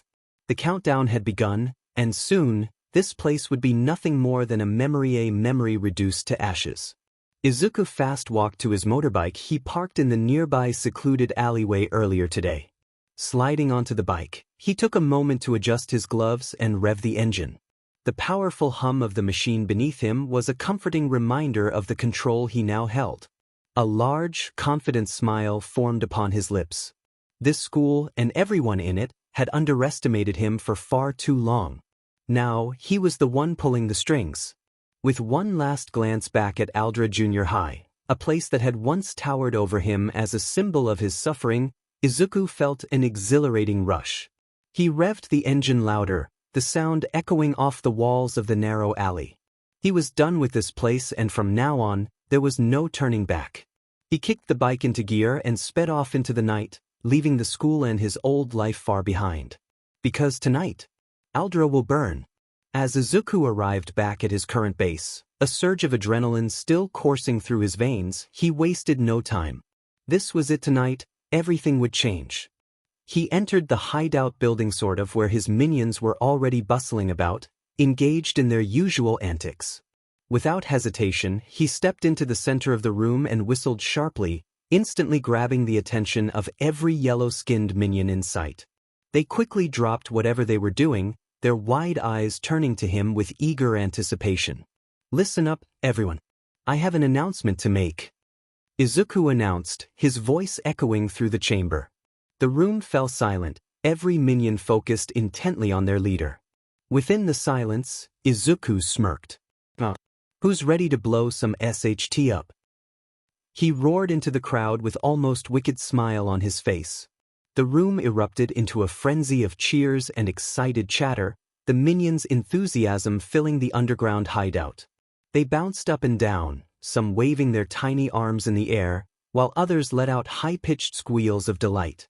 Izuku couldn't help but feel a rush of satisfaction as he watched them, his own excitement mirrored in their reactions. "That's what I like to hear," Izuku shouted over the din, his smirk widening. "Now, in order for us to do this, we need lots of things that'll blow up. So, your very first mission for me is simple: get some explosives." Izuku paused mid-sentence, his eyes widening in disbelief as he took in the sight before him.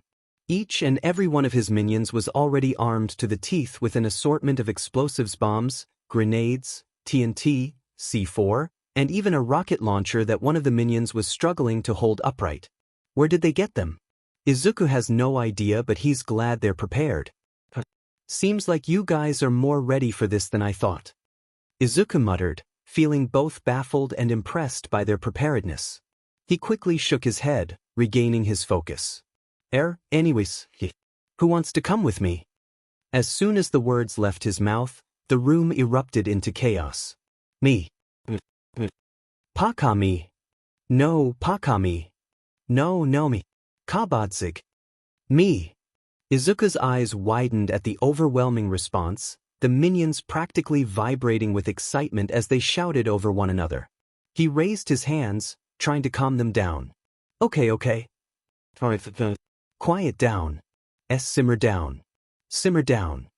But the minions were too caught up in their eagerness to hear him.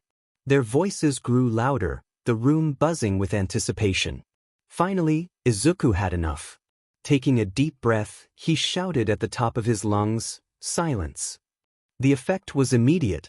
Every minion froze, their mouths snapping shut as they stared at him with wide eyes. The room fell into an eerie silence, and Izuku exhaled in relief, feeling a bit more in control again. Izuku surprised even himself with that yell. He didn't think he had it in him. He faced the crowd once again and cleared his throat. "All right," he began, his voice calm but commanding. "I obviously can't take all of you with me, so I'm just going to pick a squadron of you," he emphasized, holding up his hand to prevent another surge of eager shouts. "The rest of you will stay here and watch over this place for tonight." "Understood." The minions nodded in unison, their excitement barely contained as they waited for him to choose. Izuku sighed, scanning the crowd before starting to call out names. Yes, he was actually learning the names of his minions. Kevin, Stuart, Jerry, Larry, Tim, Mark, and Phil. "You're all with me." He then turned to another minion. "Mel, you're in charge of the place." Mel, the minion with a single eye and a different hairstyle from the rest of his mates, puffed out his chest with pride, giving a sharp salute. "See, big boss," he said as the other chosen minions immediately perked up, their faces lighting up with excitement as they gathered around Izuku. "All right, team," Izuku said, feeling a surge of confidence. "Let's do this." Play song/OST, Double Life by Pharrell Williams. Before heading out to complete his mission, Izuku decided it was time for a change. He'd been wearing his middle school uniform for the past 2 days, and it was starting to feel more like a relic of his old life. He rummaged through his base and discovered a suitable outfit that, surprisingly, was still rather clean despite being tucked away for who knows how long. It consisted of a gray turtleneck, a gray scarf with black stripes, black breathes, and polished black shoes. Over it all, he slipped on a black trench coat with a distinctive zipper. "That must have belonged to someone before. Don't mind if I do," he mused as he examined the coat and now claiming it as his. To complete his ensemble, Izuku donned his custom-made mechanical goggles, which had a futuristic design and were perfect for multiple uses during this mission. The new look made him feel more like the villain he was determined to become. It was a perfect blend of sophistication and menace, a far cry from his old school uniform. With a satisfied nod, Izuku completed his transformation and prepared to lead his minions on their mission. Outside, in the dimly lit alleyway, the roar of engines filled the air as well as headlights lit up in the darkness. Izuku's sleek motorbike stood at the ready, And beside him were 3 mini versions of his own motorbike, each being ridden by a pair of his minions as Kevin sat with Izuku. The trio of small bikes looked almost comically oversized in contrast to their riders, but they were functional and fit the minions perfectly. His minions revved their engines in unison with Izuku with their excitement palpable. The knight was young, and with a final glance back at his base, Izuku led the charge. The plan was in motion, and the darkness of the night seemed to whisper of the chaos to come. "All right, minions," Izuku called over the roar of the engines, his voice sharp and authoritative. "Let's get this done." His minions responded with a raucous cheer. "Yeah. Woohoo. Kupi go." With a final rev of their engines, Izuku and his squad raced into the night, the dark alleyway quickly disappearing behind them. Their mission was set, and the thrill of impending chaos filled the air as they sped toward Aldra Junior High, ready to set their plan into motion. But Izuku and his minions didn't speed through the streets recklessly. They maneuvered their way through quiet backstreets and narrow alleyways, carefully avoiding the gaze of any passers-by or potential pro-heroes. Each turn and route was calculated to keep them out of sight, ensuring that their approach would be as discreet as possible. Eventually, Izuku and his squad arrived to the school and parked in the same alleyway Izuku parked in earlier today. Izuku and his minions dismounted and approached the entrance of the empty school, the building looming ominously in the moonlight.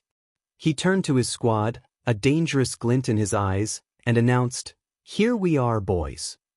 He took a moment to gaze at the school with a mix of disdain and satisfaction. "Look at this piece of icky," Izuku sneered. Just because he used to never swears, doesn't mean that he doesn't know about these words. His most obsessed bully is Bakugo, for Christ's sake. And now that he's a villain, he might as well let loose. "We're gonna blow this hellhole sky high." The minions quietly cheered in response, their excitement matching Izuku's own. Their eager voices and small bursts of energy contrasted sharply with the quiet seriousness of their task. Izuku's eyes gleamed with satisfaction as he surveyed his squad's impressive arsenal. He looked down at his minions, a smirk tugging at his lips. "You all got the stuff we need." The minions nodded enthusiastically, eager to show off their impressive collection. Larry and Jerry, the more fatter minions, hefted bags brimming with C4, bombs, and TNT. Mark, the average-sized minion with 2 eyes, carried a flamethrower with a sense of pride, while Phil was expertly juggling a bundle of grenades. Kevin, with his usual air of efficiency, held a gallon of gasoline, and Stuart brandished dual-silenced pistols with an almost comical flourish. And Tim had a DMN bazooka. It was clear that everyone was loaded. Izuku nodded approvingly. "Looks like we're ready for the big show. Remember, the goal is to make sure this place goes up in flames and doesn't leave a single piece standing." The minions' eyes sparkled with excitement and mischief as they approached the building, their gear ready for action. Meanwhile, Izuku took a moment to set the scene. He pulled out his phone and slipped on his earphones, a mischievous grin spreading across his face. He was gonna destroy this school, but he wanted to have fun while doing it, so he put some style to it. In his earphones, he played the song "Bad" by Michael Jackson. There was one time when he watched an animated movie from the pre-Quirk era that he learned something about villainy. Something that separates a villain from supervillain was presentation. With the song pumping through his earphones, Izuku followed his minions as they diligently set up explosives around the school. He bobbed his head to the beat and dance-walked towards his school, savoring every moment of his grand spectacle. With the security down, he was free to do whatever he wanted. Izuku snapped his fingers to the beat, his eyes gleaming with a mix of excitement and malice. He watched with satisfaction as his minions worked diligently, their movements punctuated by the occasional clatter of explosives being set in place. Your butt is mine gun, tell you right. Just show your face in broad daylight." Izuku made his way through the entrance, his steps syncing with the infectious groove of the song. He threw a few of his own bombs and grenades into classrooms with a flourish, his movements as flamboyant as they were calculated. Inside, his minions were already busy planting explosives. "I'm telling you on who I feel. Gonna hurt your mind, don't shoot to kill." As he turned a corner, a sudden explosion echoed through the building. Phil had accidentally pulled the pin from a grenade while juggling them, causing a shoe locker to erupt in a shower of metal and debris. The unexpected blast made Izuku burst into laughter. Someone, lay it on me. Alright. Izuku continued his flamboyant dance down the hallway, tossing bombs and grenades into each classroom with dramatic flair. His movements were exaggerated, every throw accompanied by a flourish, making the whole scene feel like a twisted, high-energy performance. The school was now a stage for his grand performance, and Izuku was determined to leave it in ruins, all while grooving to his favorite song. The minions, equally caught up in the excitement, continued their work, the night's events unfolding with explosive flair. He was destroying his school while dancing, and Izuku reveled in the chaos, his movements synchronized with the beat. As he tossed another bomb into a classroom, he couldn't help but smile at the irony. He was destroying the institution that had once tormented him, all while dancing to a song that embodied his newfound sense of freedom and rebellion. The night was his, and he intended to make it unforgettable. Telling you, just watch your mouth. I know your game, what you're about. As he continued to dance, Kevin followed behind him, throwing his own grenades inside the classrooms with a manic grin and wild laughter, as well as trying to mimic his leader's dancing moves. The minions worked in sync, setting up more charges and adding to the spectacle of destruction. When the chorus of the song hit its peak, Izuku struck a pose just as the grenades exploded in unison, the blasts lighting up the darkened school in a synchronized show of chaos. But my friend, you have seen nothing. Just wait till I get through. Because I'm bad, Shamwon bad, really, really bad, you know I'm bad you know it really, really bad, and the whole world has to answer right now just to tell you once again, who's bad. With the second verse reaching his ears, Izuku made his way to the security room. He kicked the door open with a flourish, the forceful entrance befitting the villain he had become. Inside, the room was dimly lit, the control panels casting an eerie glow on the walls. Kevin, Stuart. Izuku called, his voice commanding. Get all the weapons from the storage room. I want everything useful out of it. Kevin and Stuart didn't hesitate.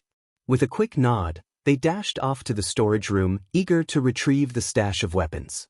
The two minions returned moments later, dragging out an assortment of weapons in their backpacks, from batons to tasers, with mischievous grins plastered on their faces. As the two minions exited the room, their backpacks laden with the confiscated weapons, Izuku extended his hand toward Larry, who promptly handed him a grenade. Izuku's lips curled into a wicked smirk as he pulled the pin without hesitation. With a casual toss, he hurled the grenade into the security room, indifferent to the fate of the guard inside. The door clicked shut just as the explosion erupted behind him, the blast sending shockwaves through the hallway. But Izuku didn't flinch. Instead, he resumed his dance walking, the rhythm of the song still pulsing in his ears as he made his way toward the principal's office.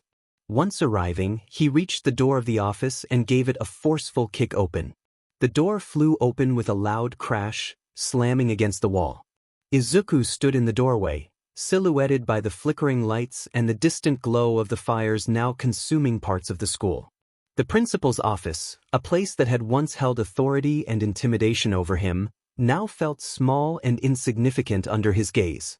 Stepping inside, Izuku scanned the room, taking in the desk cluttered with papers, the shelves lined with books and awards, and the principal's chair empty and devoid of the power it once represented. The irony wasn't lost on him. This was the same office where he had been reprimanded, belittled, and made to feel worthless. But not tonight. Tonight, he was in control. Izuku pressed a button on his goggles, activating the X-ray vision. As he scanned the room, his eyes narrowed with interest when he spotted a hidden safe tucked behind the principal's desk. Interesting, he thought, already calculating the amount of money it might hold. Without hesitation, he barked out orders, his voice sharp and authoritative. Larry, haul that safe out of here. He commanded, pointing to the concealed treasure. The two minions sprang into action, scrambling over to the desk to begin the heavy lifting. Jerry, plant more bombs around the room. I want this place in ruins. Jerry nodded eagerly, setting to work with a gleeful grin, carefully positioning the explosives for maximum damage. And Kevin, Izuku added, turning to the minion with the gasoline, lay down a trail from this office to the school entrance. We're gonna make sure this place lights up like a fireworks show. Kevin gave a mischievous salute, already unscrewing the cap of the gasoline container and beginning to pour a steady line across the floor. Izuku watched his minions work, satisfied with their efficiency. The safe would be a nice bonus to this operation, a small reward for the chaos he was about to unleash. With everything in motion, the final phase of his plan was falling perfectly into place. As Izuku glanced down at the papers scattered across the principal's desk, his curiosity got the better of him. What could the principal possibly have to say about him and Bakugo, the school's so-called star student? With a smirk, he shuffled through the documents, quickly skimming the contents. There were reports, evaluations, and notes from teachers.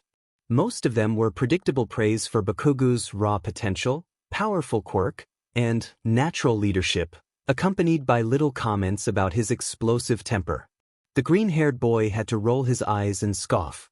But when he found a file with his own name on it, Izuku's smirk faded into a cold, hard expression.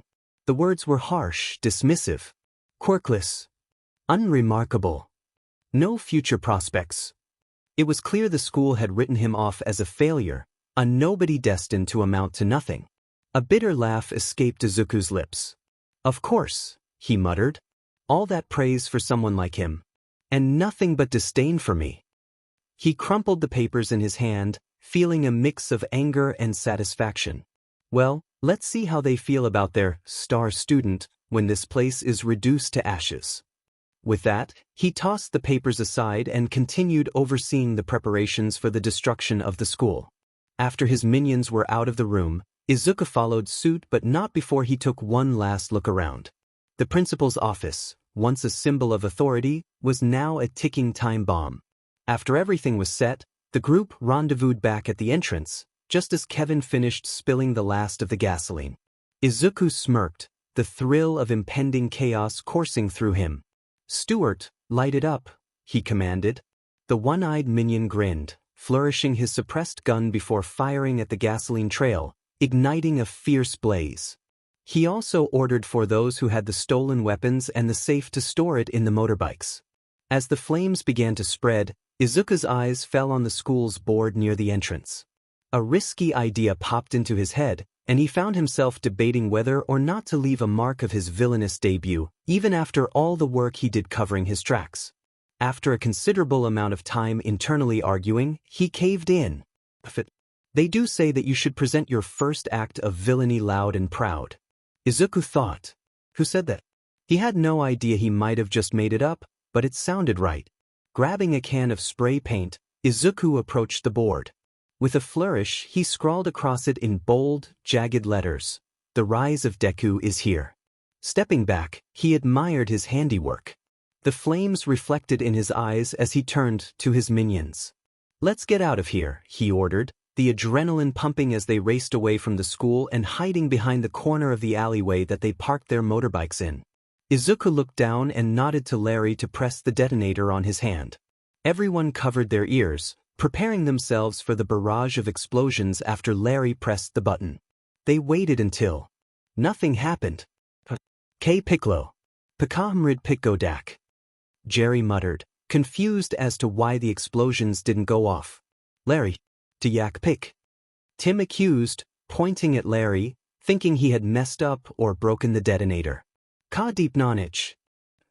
Larry shot back, defending himself and insisting he hadn't broken anything. The two of them began to argue, slapping each other with their tiny hands in a comical fashion. Their bickering grew louder as Izuku tried to intervene and calm them down, his patience wearing thin. Boom. Kaboom. The delayed explosions suddenly roared to life, shaking the ground beneath them. The school erupted in a series of massive blasts, debris flying through the air as fire consumed the building. The force of the explosions was so intense that even from their safe distance, they could feel the heat and the rumble of the ground. Izuku couldn't help but laugh, the tension evaporating as he watched the school collapse in a blazing inferno. Looks like it just needed a little more time, he said with a smirk and a nervous laugh, taking in the fiery spectacle. All right, time to go, guys, he called out, and with that, the entire crew hurried to their motorbikes. As they sped away from the scene, the roar of their engines echoing through the night, Izuku caught the faint sound of sirens in the distance. The corners of his mouth curled into a smug, confident smirk.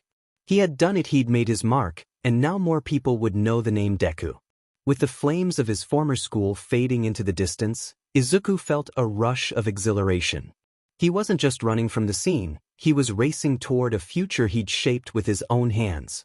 As Izuku drove through the night, the full moon illuminated the road ahead. He took a brief moment to glance up at it, a satisfied smile playing on his lips. So this is what it's like to be a villain. It's not too bad, he thought. His first despicable deed had been a resounding success, and the moon seemed to shine in approval of his audacious act. Izuku felt an exhilarating sense of accomplishment. This was only the beginning of his reign, and the night sky was the perfect backdrop for his newfound villainous journey. Soon enough, he will make sure that the world will know his name, and he will be the greatest, most ultimate supervillain. He swears it.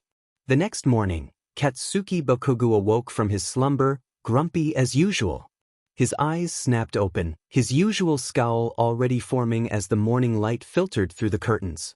As he sat at the edge of his bed, he hears his an old hag call out to him. "Oi, brat. Wake up." His mother yelled at him from the kitchen at the bottom floor. "I'm already awake, you old hag." The arrogant blonde snapped back. "Get down here right now. There's something you have to see." His mother yelled. 𝐒𝐮𝐦𝐦𝐚𝐫𝐲 raised a brow, both confused and annoyed. He groaned and rubbed his eyes, already dreading whatever his mother had to say. "I swear, if this is about my grades again," he thought in irritation. 𝐒𝐮𝐦𝐦𝐚𝐫𝐲 dragged himself out of bed, his frustration mounting with each step. The morning was turning out to be just as annoying as he'd feared. He stomped down the stairs, grumbling under his breath. "What the hell is it this time?" he snapped as he entered the kitchen, where his parents stood in front of the television watching the news, their faces a mix of worry and disbelief. 𝐒𝐮𝐦𝐦𝐚𝐫𝐲 took a bottle of water from the kitchen counter as he approached his parents to find out what all this demon fuss about so early in the morning. "Look at this," his mother exclaimed, pointing at the news. "There was a huge explosion at your school last night. They're saying it's some kind of attack." On the television, the headlines read, "Aldra Junior High School in Mizudafu burned down and destroyed. Culprit on the search." 𝐒𝐮𝐦𝐦𝐚𝐫𝐲's eyes widen. He had never been more hooked onto the news in his life until now. Out of everything, this was not what he expected to witness when he woke up. For possibly the first time in his life, he was in absolute disbelief as he in stunned silence. He even blinked multiple times as to make sure he wasn't still dreaming. What the hell? In an absolute rarity, 𝐒𝐮𝐦𝐦𝐚𝐫𝐲 actually stuttered as his mind raced, trying to figure out who the hell did this. As he watched the news report, he noticed the anchor revealing that the only casualty was a security guard, which brought a look of sadness and dismay to his parents' faces. However, 𝐒𝐮𝐦𝐦𝐚𝐫𝐲 paid no mind to that and demanded to know who was the goddamn villain who did this, since they also revealed that this was a villain's debut. The villain who did this calls himself as Deku. Pro heroes and law enforcement are currently finding any sort of information on the culprit and who might be familiar with this name. The news reporter on the television revealed. 𝐒𝐮𝐦𝐦𝐚𝐫𝐲 choked on his drink. Izuku spent the night in his temporary base once again. Yes, temporary. After his explosive act of villainy last night, he knew his time here was limited. The pro heroes would soon zero in on him, and it wouldn't be long before this place was raided. Izuku sat on a worn-out couch, surrounded by the faint glow of computer screens and gadgets, as well as empty bottles and cans of soft drinks and leftovers of food. He had celebrated hard with his minions last night. His mind began racing with thoughts of what to do next. He had to be smart. He had to stay one step ahead. That was his next plan of action for today: find or create a large, secret base for himself and his minions. Somewhere they could operate without the fear of being discovered so easily. The problem now was a matter of transportation. After the destruction of the school, Izuku knew he couldn't use his motorbike and speed through secluded areas and alleyways anymore. The pro heroes would be on high alert, their eyes sharp and their patrols more frequent. Izuku couldn't risk coming across an underground hero or, worse, getting trapped by one. What a pain, he thought, frowning at the challenge. If only he could fly. The thought lingered, and a small smile crept onto his face. Maybe that should be his next invention. A jetpack or some form of transportation that allowed him to take to the skies. With that, he could evade ground-based detection entirely, adding another layer of unpredictability and variety to his movements. Yeah, he mused aloud, already envisioning the designs in his mind. That could work. But before he could get started on that, he needed to secure a new base of operations. The abandoned factory he had in mind wasn't too far, but getting there unnoticed would be tricky. He needed to move fast and smart. Deku suddenly sighed, hanging his head low in dejection as he remembered one last thing he needed to do. As much as he hated the thought of seeing his mother again, especially after the huge argument they had the other night and the heart-shattering words she'd thrown at him, he had to go home one last time. There were still a few of his inventions lurking in his room, items he couldn't afford to leave behind. And there were a few things he needed to say to her. Words that had been stuck in his throat ever since their fight. Words that he had been wanting to say to her after almost a decade of pent-up emotions because of her emotional abuse and neglect. He clenched his fists, steeling himself for what he knew would be a difficult and emotional encounter. But it was necessary. This was part of the final break from his old life, from everything that had held him back and hurt him. If he was going to fully embrace his new identity as a villain, he needed to sever all ties, including the ones that still tugged at his heart to finally be free of his past. He eventually exited the room to see his minions already buzzing with activity, both productive and non-productive. Minions, listen up. I have an important announcement to make. Izuku called out, his voice echoing through the room. He was still new to this crowd speaking and barking out orders, but he was starting to get used to it. We are going to be moving out, he declared, his voice growing more confident with each word. Pack everything up. We need to be out of here as soon as possible. I've been scouting out potential new bases, but until I've secured it, we'll be on the move. And until then, I need all of you to lay low. No unnecessary noise, no drawing attention. Understand?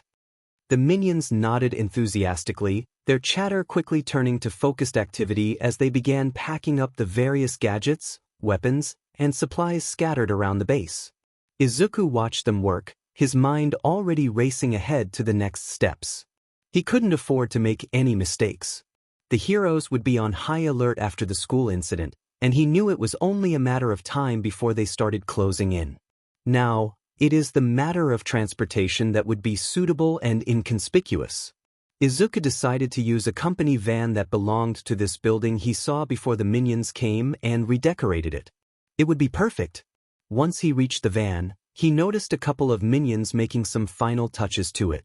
They worked diligently, polishing the exterior, checking the engine, and ensuring the van looked as ordinary as possible. When they were done, Izuku took a step back to admire their handiwork. The company van looked clean, unremarkable, and in perfect working condition, a stark contrast to the dilapidated state it was in before. His lips curled into an impressed smirk. "Man, you guys work quick," he commented, genuinely pleased by his minions' efficiency. Their ability to get things done, especially under pressure, was becoming one of their greatest assets. The minions beamed with pride at the praise, some even giving little salutes or bowing theatrically. It was clear they were eager to impress their leader, and Izuku couldn't help but feel a swell of pride in his odd but loyal team. While the rest of the minions were busy preparing and packing up the base, Izuku decided to take a pair of the minions, the ones who had cleaned the van, with him to begin the drive. Time was limited, and he knew they needed to move quickly. As they settled into the van, Izuku's mind drifted to the inevitable confrontation with his mother. The thought of going back home, even for a brief moment, brought a bitter taste to his mouth. But he pushed those feelings aside. There was no room for hesitation or second-guessing now. Next stop, Izuku muttered to himself, gripping the steering wheel a little tighter, home. He said, trying to hide the bitterness inside as he began to drive. The minions in the back remained cheerful and oblivious to the storm of emotions swirling within him. Their excitement was almost contagious, But Izuku kept his focus on the road ahead. The bitterness lingered, but he buried it deep, knowing that this was something he had to do. There were still things he needed from home: tools, inventions, and most importantly, closure. As they drove through the busy streets at the day and remaining inconspicuous, Izuku couldn't help but think about the last conversation he had with his mother, the harsh words exchanged, and the hurt that still lingered. But this time, he wasn't going back as the same Izuku Midoriya. He was going back as Deku, the villain who would soon make the world remember his name. 𝐒𝐮𝐦𝐬𝐵 Midoriya knew that she was not a good person. Ever since her husband left and the day that Izuku was diagnosed as quirkless, life had taken a sharp downward turn. The once bright and hopeful future she had envisioned for her family had crumbled, leaving her feeling trapped and overwhelmed.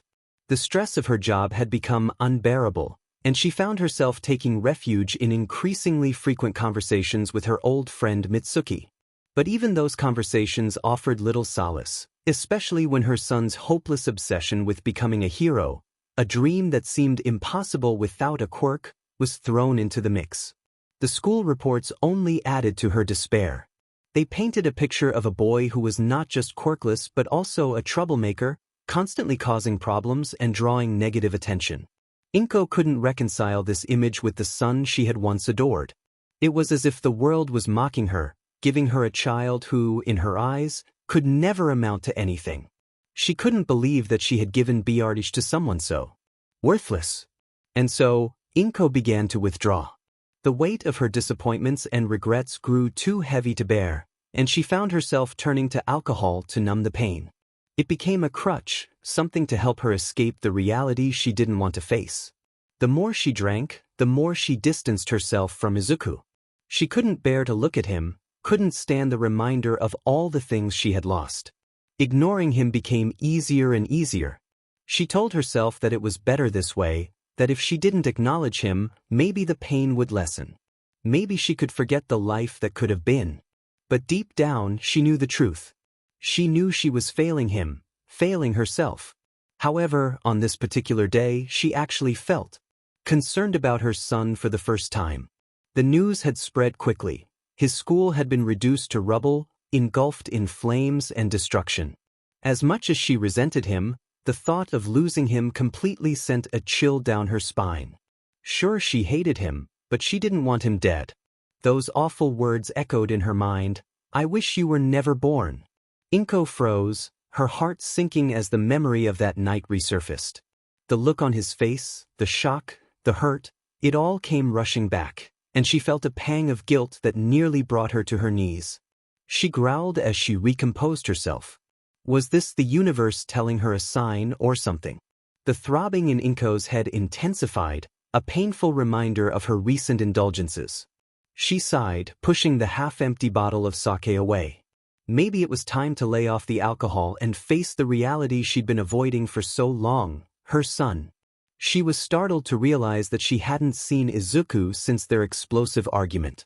An entire day had passed, and she had simply assumed he was off doing whatever it was he did to escape reality.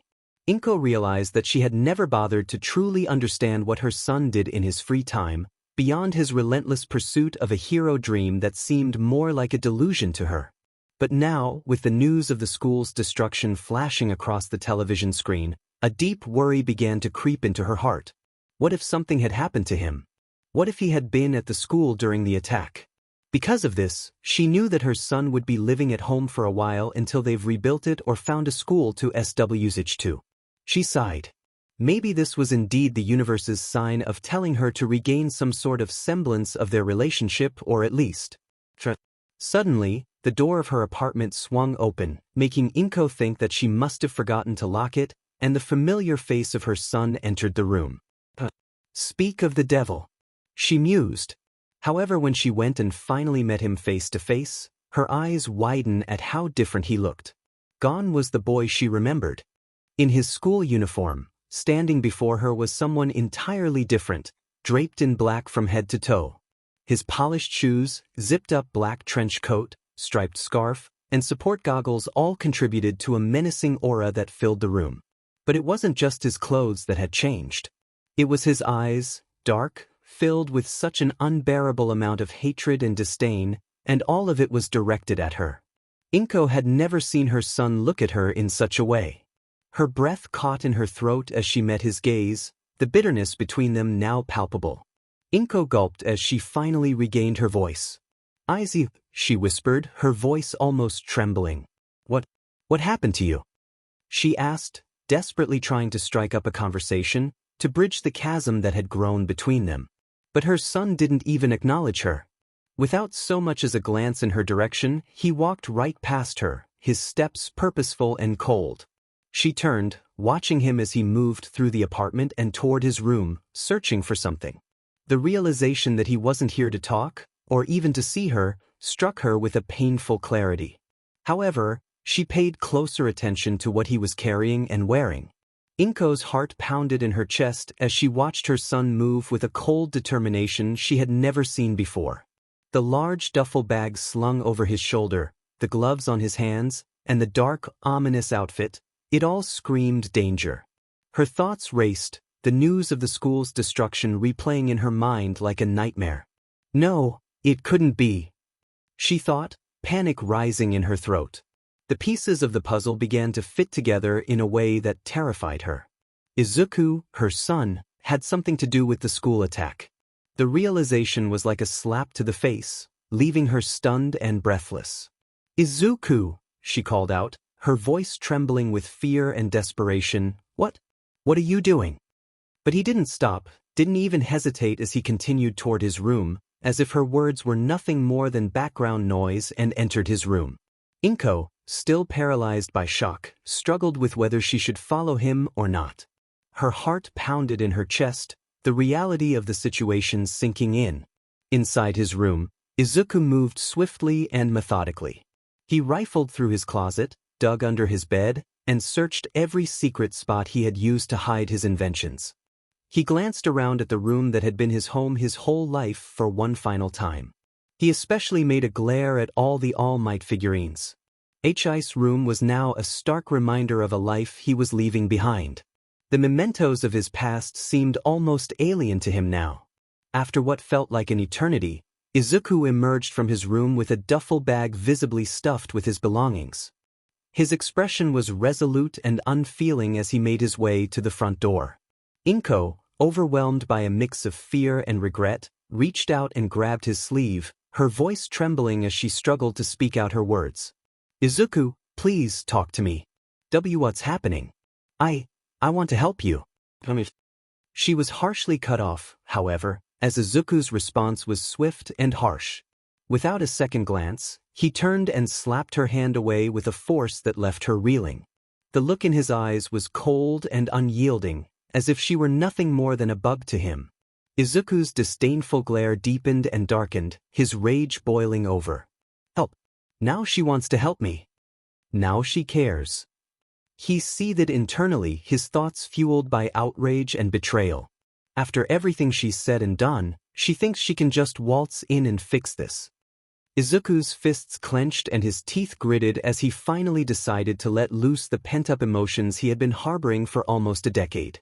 His voice was low but seething with venom as he spoke the words he had long kept buried. "I hate you. I hate you." Izuku's voice trembled with the intensity of his emotions, each word laced with the pain and resentment he had been forced to bury for years. His eyes, filled with tears he refused to let fall, bore into his mother's as he unleashed the torrent of feelings he had long kept hidden. "No, you don't get to care about me now," he shouted, his voice cracking under the weight of his hurt. "Not after what you told me the other night. Not after years of you pretending that I didn't exist." He took a step closer, his anger burning hotter with each passing second. "Where were you when I was getting jumped by Bakugo and his friends every day, huh?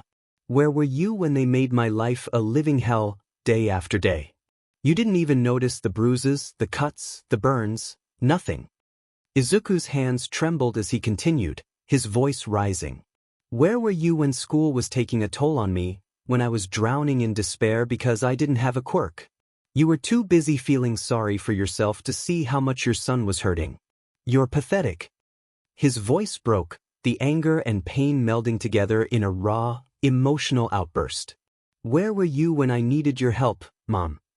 When I needed someone to tell me that I was worth something, that I could be more than just quirkless trash that everyone in this world has deemed me. You were supposed to be there for me, but you weren't. You never were." As Izuku's words rang out, the weight of his pain hung in the air like a storm cloud. His tears, a mixture of anger and sorrow, streamed down his face, each drop a testament to the years of neglect and hurt he had endured. His chest heaved with heavy breaths, the intensity of his emotions almost too much to bear. Inko, paralyzed by the raw fury in her son's voice, could only watch in stunned silence. Every word he spoke cut through her, the reality of her failures as a mother hitting her like a ton of bricks. She had never seen him like this, had never realized just how deeply she had wounded him until now. Izuku's breathing was ragged as he glared at her one last time, his eyes burning with a mixture of hatred, rage, sadness, and despair. "All I ever wanted was for you to care, to at least pretend that you gave a DMN about me. But no, you were too busy drowning in your own misery to even see me." The room was silent except for the sound of Izuku's heavy breathing. He took a moment, his chest rising and falling rapidly as he tried to regain some semblance of control over his emotions. When he spoke again, his voice was filled with finality, a devastating blend of fury and despair that left no room for reconciliation. "I'm done with you," he declared, his voice breaking slightly but carrying an unshakable resolve. "I'm done with this place. I'm going to make a name for myself, and I don't need you or your approval. I absolutely despise you with every fiber of my being, and I'm leaving. Goodbye." Without waiting for a response, Izuku turned on his heel and stormed out of the apartment, the sound of the door slamming shut behind him echoing through the silent space. Inko was left standing there, the emptiness of the apartment mirroring the emptiness in her heart, as the reality of what she had lost finally set in. Inko Midoriya collapsed to the floor, her knees giving out beneath her as the weight of her son's words bore down on her. The tears she had held back for so long finally broke free, streaming down her face in a torrent of anguish. Her body trembled with sobs as the reality of what had just happened hit her like a tidal wave. She concluded that this was her consequence. Her karma for taking her son's life for granted and neglecting him ever since that day he was diagnosed quirkless. She might have not faced any sort of legal or physical repercussions, but this tsunami of pain, sorrow, and guilt felt more than excruciating. And she knew that she deserved every bit of it. Izuku walked away from the apartment, his heart lighter than it had been in years. The burden of unspoken words, of pent-up rage and sorrow, had finally been lifted. He had said what he needed to say, severed the last tie that held him back. There was no going back now, and he didn't want to. As he stepped out into the cool morning air, he took a deep breath, letting the sensation of freedom wash over him. It was almost surreal, the idea that he had finally cut himself loose from the pain and neglect that had defined his life for so long. The world ahead was vast and uncertain, but for the first time, he felt ready to face it on his own terms. His thoughts raced as he considered the possibilities before him. What would his next move be? How would he build his reputation as a supervillain? The path ahead was uncertain, but that didn't deter him. If anything, it fueled his determination. Izuku had always been driven, always pushing himself to go beyond his limits, and now that drive was focused on his new life goal of being the world's best and most ultimate supervillain. He knew it wouldn't be easy. Unlike the side of heroes, the world of villains was cutthroat, filled with dangers he had only begun to understand. But just like with his inventions, Izuku was ready to put in the work, to go beyond plus ultra to succeed. He would take on whatever challenges came his way, learning and adapting as he went. Izuku's steps quickened as he approached the van where his pair of minions were waiting. He felt a surge of energy, a fire burning inside him that hadn't been there before. There was no turning back now, and that was just how he wanted it. As he climbed into the van, the sound of the door closing felt like the final seal on his old life. The engine roared to life, and as they drove away from the apartment complex, Izuku didn't look back. There was no need to. Everything he needed was ahead of him, and he was ready to claim it. With each passing moment, Izuku grew more certain of one thing. He felt ready to conquer whatever came his way, and nothing would stand in his path. The morning after the explosion at Aldra Junior High, the once bustling school was nothing more than a smoldering ruin. The site was cordoned off, police tape fluttering in the breeze as investigators and pro-heroes arrived at the scene. The air was thick with the acrid smell of burnt debris, and the sight of the collapsed building was sobering. Underground pro-hero Eraserhead stood at the forefront of the investigation team. His eyes narrowed as he surveyed the destruction. His usually calm demeanor showed hints of concern. This wasn't just any incident, but a deliberate attack that had targeted a school full of innocent students. Whoever did this had crossed a line that no one should ever cross. Beside him, Detective Naomasa Tsukachi was already busy coordinating with the police force. He was a seasoned detective, known for his ability to extract the truth from even the most complicated situations. His quirk, lie detector, allowed him to sense when someone was being dishonest, making him a valuable asset in this investigation. The initial reports suggest that this was a deliberate act, Tsukachi said, his voice steady despite the chaos around them. The explosion wasn't caused by a malfunction or accident. This was planned.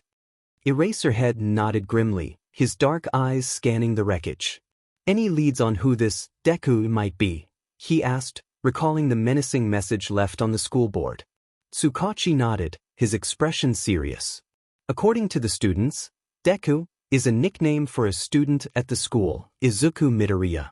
They say he's been bullied for years, primarily by another student named Katsuki Bakugo. Eraserhead nodded his head, a bit satisfied that they already have zeroed in on the identity of the culprit. His eyes narrowed. Are we looking at a case of revenge then? A student pushed too far. Since there are no other factors yet discovered, yes, Tsukachi replied, his voice tinged with caution. If this was an act of retaliation, it could mean Midoriya has crossed a line. We need to find and apprehend this Izuku Midoriya and talk to him before he commits more and more acts like this. The detective explained. Eraserhead's expression remained stoic, but there was an underlying urgency in his voice as he asked, "Do you know why he was bullied?" They said that he was bullied because he was quirkless, Tsukachi answered. Eraserhead's eyes widened in rare surprise. Quirkless. He repeated, the weight of that word settling heavily in the air. A quirkless teenager, someone who, by societal standards, was considered powerless, had caused this level of destruction. It was almost unimaginable. And he was capable of this type of destruction. Eraserhead added, his mind racing to process the implications. If a quirkless person could do this, it meant Midoriya had found a way to level the playing field, or worse, to tip it entirely in his favor. Then we can't underestimate him, Eraserhead concluded, his tone now more resolute. This isn't just a case of revenge, this is a declaration. We need to stop him before he goes any further. Indeed, Tsukachi nodded seriously, pulling up a file on his tablet that displayed a profile of Inko Midoriya, Izuku's mother. Our first step should be to question the person closest to him. If anyone knows where he might be or what he's planning next, it's her. Deku sighed, feeling the weight of the day's failures pressing down on him. The shady underworld he'd tried to infiltrate was proving more resistant than he'd anticipated. No one took him seriously, and every lead seemed to end in mockery and laughter. However, there was one person who seemed to take an interest in him. Jiren, Deku believed his name was. He recalled the conversation he had with the man, who had offered to lend him some help in exchange for a few favors. He even lent Deku his business card, the one he's currently holding in his hand before putting it back in his pocket. Izuku felt all sorts of bad and suspicious energy from the guy. Which is what he had expected since he went all around going into shady place and meeting shady people, but he was different. And Deku had a feeling that Jiren was bad company and he definitely shouldn't get too much into contact with him. But he kept the card just in case things get desperate. Parking his van in an alleyway, he leaned back in his seat, closing his eyes in frustration. Things just weren't going as smoothly as he hoped. After a moment, he opened his eyes and glanced into the rearview mirror. The two minions he had brought along, oblivious to the tension, were engrossed in a card game, their casual demeanor a stark contrast to the stress Deku was feeling. He sighed before speaking up, "You two. What are your names?" The minions looked up from their game, surprised by the sudden question. "Me namba tis Joey." One answered. "Cam Tony," said the other one. "Got any ideas?" he asked. After a long, exaggerated and comical gestures of contemplating, they both couldn't come up with anything and shrugged while blowing a raspberry. Deku let out a dry chuckle. "I should have known," he thought.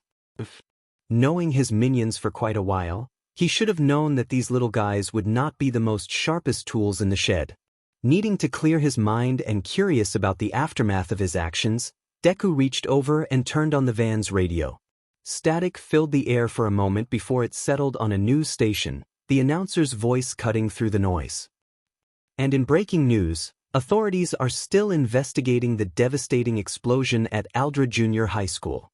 Early reports suggest that the incident was no accident, but a calculated act of destruction. Several eyewitnesses claim to have seen a figure in black fleeing the scene shortly before the blast occurred. The figure left behind a chilling message. The rise of Deku is here. Deku's grip tightened on the steering wheel as he listened, a mix of satisfaction and anxiety brewing inside him as his message had been received and told. Now people will now be familiar with the name Deku. Deku, whom authorities have found out to be a young man named Izuku Midoriya, is on the run and is responsible for this heinous crime.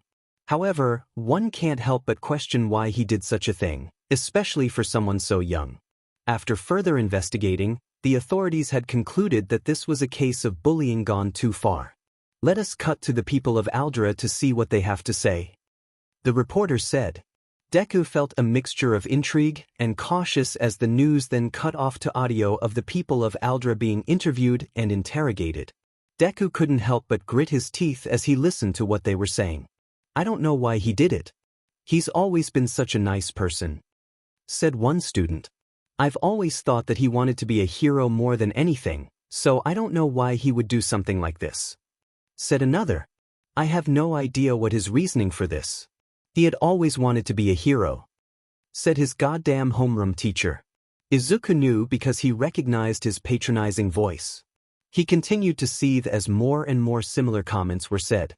Deku's hands trembled with rage as he listened to the comments pouring in from his former schoolmates and teachers.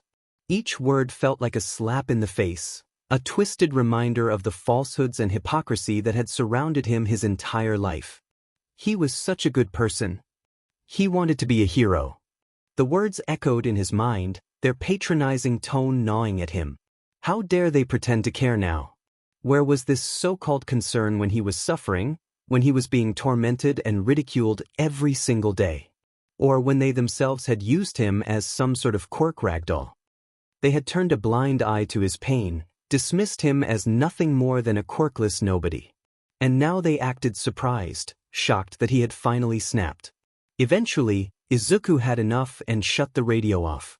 The audacity of these people. Deku exasperated once again. Now, his mood was worse than before. Slumping back in his seat, he blew a raspberry, trying to shake off the negative emotions swirling inside him. He desperately needed a break, something to take his mind off the mess he was in.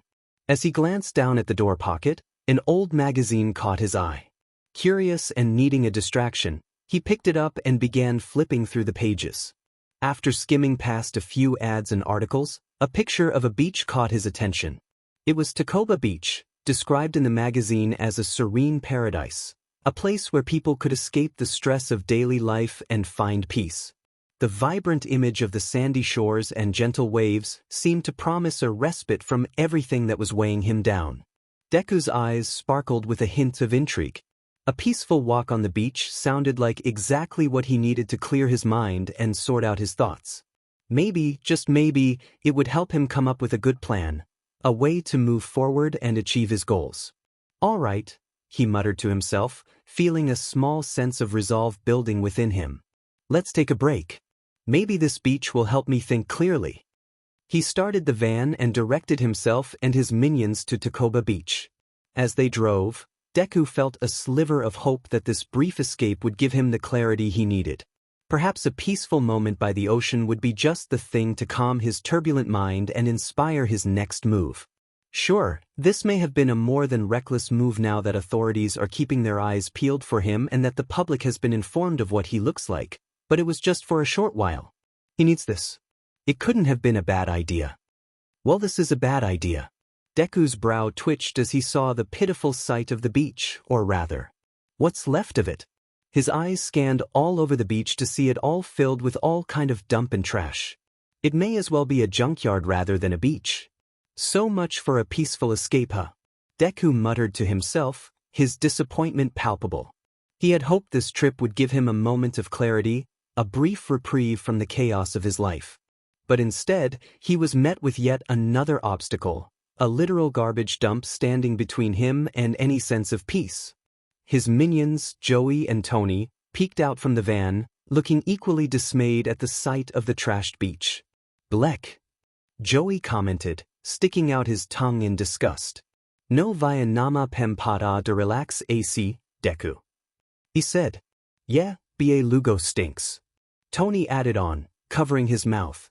Izuku still may have not understood what they were saying, but he could definitely tell that they were feeling what he was feeling. Deku couldn't help but agree. This was a far cry from the idyllic spot he had imagined. But then, as he stood there, staring at the heaps of garbage, a thought crossed his mind. Maybe this beach, in its current state, wasn't entirely useless. Maybe, just maybe, there was something he could do here that would help him in the long run. All right, Deku said, his mind starting to shift gears. So it's a dump. But that doesn't mean we can't make something out of it. Joey and Tony looked at him with curious expressions, clearly not following. What if? Deku began, his voice trailing off as he started to piece together an idea. What if we clean it up? And use all of this material to make our own base and perhaps many more. He suggested as ideas of designs of base, inventions, and even vehicles were already cooking up in his genius mind. However, just as he was getting pumped up about finally having a plan of what to do, the reality sank in. Building an entire secret base, even with his army of minions, is going to take a long time, and with the pro-heroes being on his tail, time was not something Izuku had lots of. He would need another temporary base big enough to haul him and all of his minions to stay in for the time being while also laying low until his base was built. He reached into his pocket and pulled out the business card that 𝐒𝐮𝐻 gave him. He knew that dealing with someone like 𝐒𝐮𝐻 was a risky move. The man had a shady aura that made Izuku's instincts scream at him to stay away. But with the heroes closing in and his options running out, he felt like he had no choice. With a deep sigh, Izuku slipped the card back into his pocket, feeling the weight of the decision settle in his gut. I better not regret this, he muttered to himself, his voice laced with uncertainty. He pulled out his phone and dialed the number on the card. The phone rang twice before a familiar, smooth voice answered on the other end. Well, if it isn't the young mastermind, 𝐒𝐮𝐻 greeted, his tone dripping with amusement. To what do I owe the pleasure? Izuku took a deep breath, pushing aside the unease gnawing at him. I need a place, he said, trying to sound more confident than he felt. Something big enough for me and my associates. It needs to be secure, off the radar, and available immediately. There was a brief pause on the other end of the line before 𝐒𝐮𝐻 chuckled. I figured you'd come around, kid. I've got just the place in mind. But remember, favors like this don't come cheap. I know, Izuku replied, his grip tightening on the phone. We'll work out the details later. Just tell me where to go. 𝐒𝐮𝐻 gave him an address, a location on the outskirts of the city, though an anonymous email. You'll find what you need there. But be careful, Midoriya. The heroes are getting smarter and they're watching. Don't make this more difficult than it needs to be. There was a pause on Izuku's end before he finally spoke up, trying to keep his voice steady. Why are you willing to work with me? His suspicion was barely concealed, but he couldn't afford to be too direct. 𝐒𝐮𝐻 was silent for a moment, then let out a low, amused laugh. Listen, kid. I know you're the one who blew up that middle school. Izuku narrowed his eyes. Yes. The news had just given out what I dash. The man on the other end of the line cut Izuku off with a chuckle, the sound unsettling. Not from the news. I've got a mole in the police. Information travels fast in the right circles. I knew it was you and your little. Minions before your profile got out to the public. Izuku's mind raced. The news had not disclosed information about his minions, and the fact that Jiren knows about them means that he wasn't lying. This man was far more connected than he had anticipated. The fact that Jiren knew about the explosion, and so quickly, only deepened Izuku's mistrust. But it also meant that Jiren was someone who could be a valuable associate, at least for now. You still haven't answered my question, Izuku pressed, his tone more serious. Why are you helping me? Jiren's tone shifted, becoming slightly more serious, but still laced with amusement. Let's just say I've got a knack for spotting talent. You've got potential, kid, ambition, brains, and the guts to pull off something like that explosion. I respect that. But more importantly, I see an opportunity here. You get what you need, and in return, I get a front row seat to see how far you can go. Of course, this isn't charity, you'll owe me, and I always collect. Izuku frowned, the weight of the deal sinking in. He didn't like the idea of being in debt to someone like Jiren, but he knew he didn't have much choice. His options were limited, and if he wanted to continue his plans, he needed the resources Jiren could provide. Fine, Izuku said after a long pause, his voice firm. But let's get one thing straight, I don't trust you. Jiren laughed again, clearly unfazed. Smart kid. Trust is a rare commodity in our world. Just focus on your goals and leave the rest to me. You've got the address. Get there, settle in and lay low. Now, here comes the price. Izuku's grip on the phone tightened as he braced himself for whatever Jiren was about to ask. Listen up, kid. There's a place that's going to serve two purposes for you. It's where you'll start repaying my favor, and it's somewhere that might pique your interest. It's called the Bank of Evil. Bank of Evil. Izuku repeated, his voice a mix of curiosity and caution. The name itself was almost too on the nose, like something out of a comic book, but the weight in Jiren's tone made it clear this was no joke. Yeah, kid, you heard me right, Jiren replied, his tone almost amused by Izuku's reaction. It's not just a catchy name. This place is where the worst of the worst keep their treasures, their secrets, and their dirty laundry. It's also where you'll be able to negotiate for illegal weapons and material, as well as the place where you're going to make your first real mark in this world. Izuku's mind raced, trying to piece together what this meant. And what exactly am I supposed to do there? Wherever that is.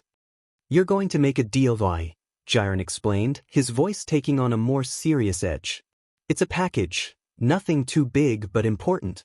You're to take it to the Bank of Evil and hand it off to one of the insiders. The details of location and the instructions of how to get inside will be in your email, including who you're supposed to meet. But to make a mental note as your reminder later, I'll tell you now that you'll have to go to the receptionist and ask to have a meeting with a man named Mr. Perkins. Jiren explained. Izuku listened closely, trying to absorb every detail Jiren was giving him. A DLVOI. To a place called the Bank of Evil, and I have to meet a guy named Mr. Perkins. Got it. He mentally noted. But there was also one more thing he had to make sure. What's the catch? Izuku asked, his voice steady. The catch is simple, Jiren replied. Don't open the package, don't ask questions, and make sure it gets to the right hands. Do this and our little partnership stays friendly. Mess it up and well, let's just say I have ways of making people regret their mistakes. Izuku nodded, feeling both anxious and determined. Understood. I'll make sure it goes smoothly. He answered, a bit unnerved by Jiren's threat. And remember, Jiren added, his voice dropping lower, this isn't a game. You mess this up and there will be consequences. But if you pull it off, you'll have taken your first step into a much bigger world. I know. I'll get it done. Good to hear, Jiren replied, his tone lightening up again. Keep your head on straight, and we might just make a decent team. Get this favor done, and the keys to the place is yours. Now get going, kid. Time's ticking. As the call ended, Izuku pocketed his phone and started the van, the gravity of his new mission settling in. The Bank of Evil. His first real test in the world of villains. It was risky, but if he wanted to be taken seriously, he had to start somewhere. He started the van, setting his course for the location of the package to deliver for this Bank of Evil. Whatever awaited him there, he was ready to face it. He took a deep breath.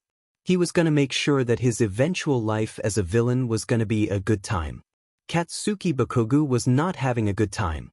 It's only been the first day of being homeschooled and he already felt like he wanted to blow some SHT up. Which may not be a good idea considering that his school had just been blown up to bits. But he needed something to do to let off some steam. But he couldn't. Not with every adult's treating him like he might explode at any moment. He could see it in their DMN eyes, the suspicion, the unspoken questions. It made his BLD boil. As he paced around his room, his mind kept going back to that morning. The morning he found out that Aldra Junior High became a crater in the ground. And more specifically, it kept going back to Izuku Midoriya. The goddamn Deku. The kid he'd bullied for years. He knew something was off about him the other day. The quirkless loser who suddenly had the guts, and apparently the power, to blow up an entire school. And now he was completely off the radar, disappearing into who the hell knows where.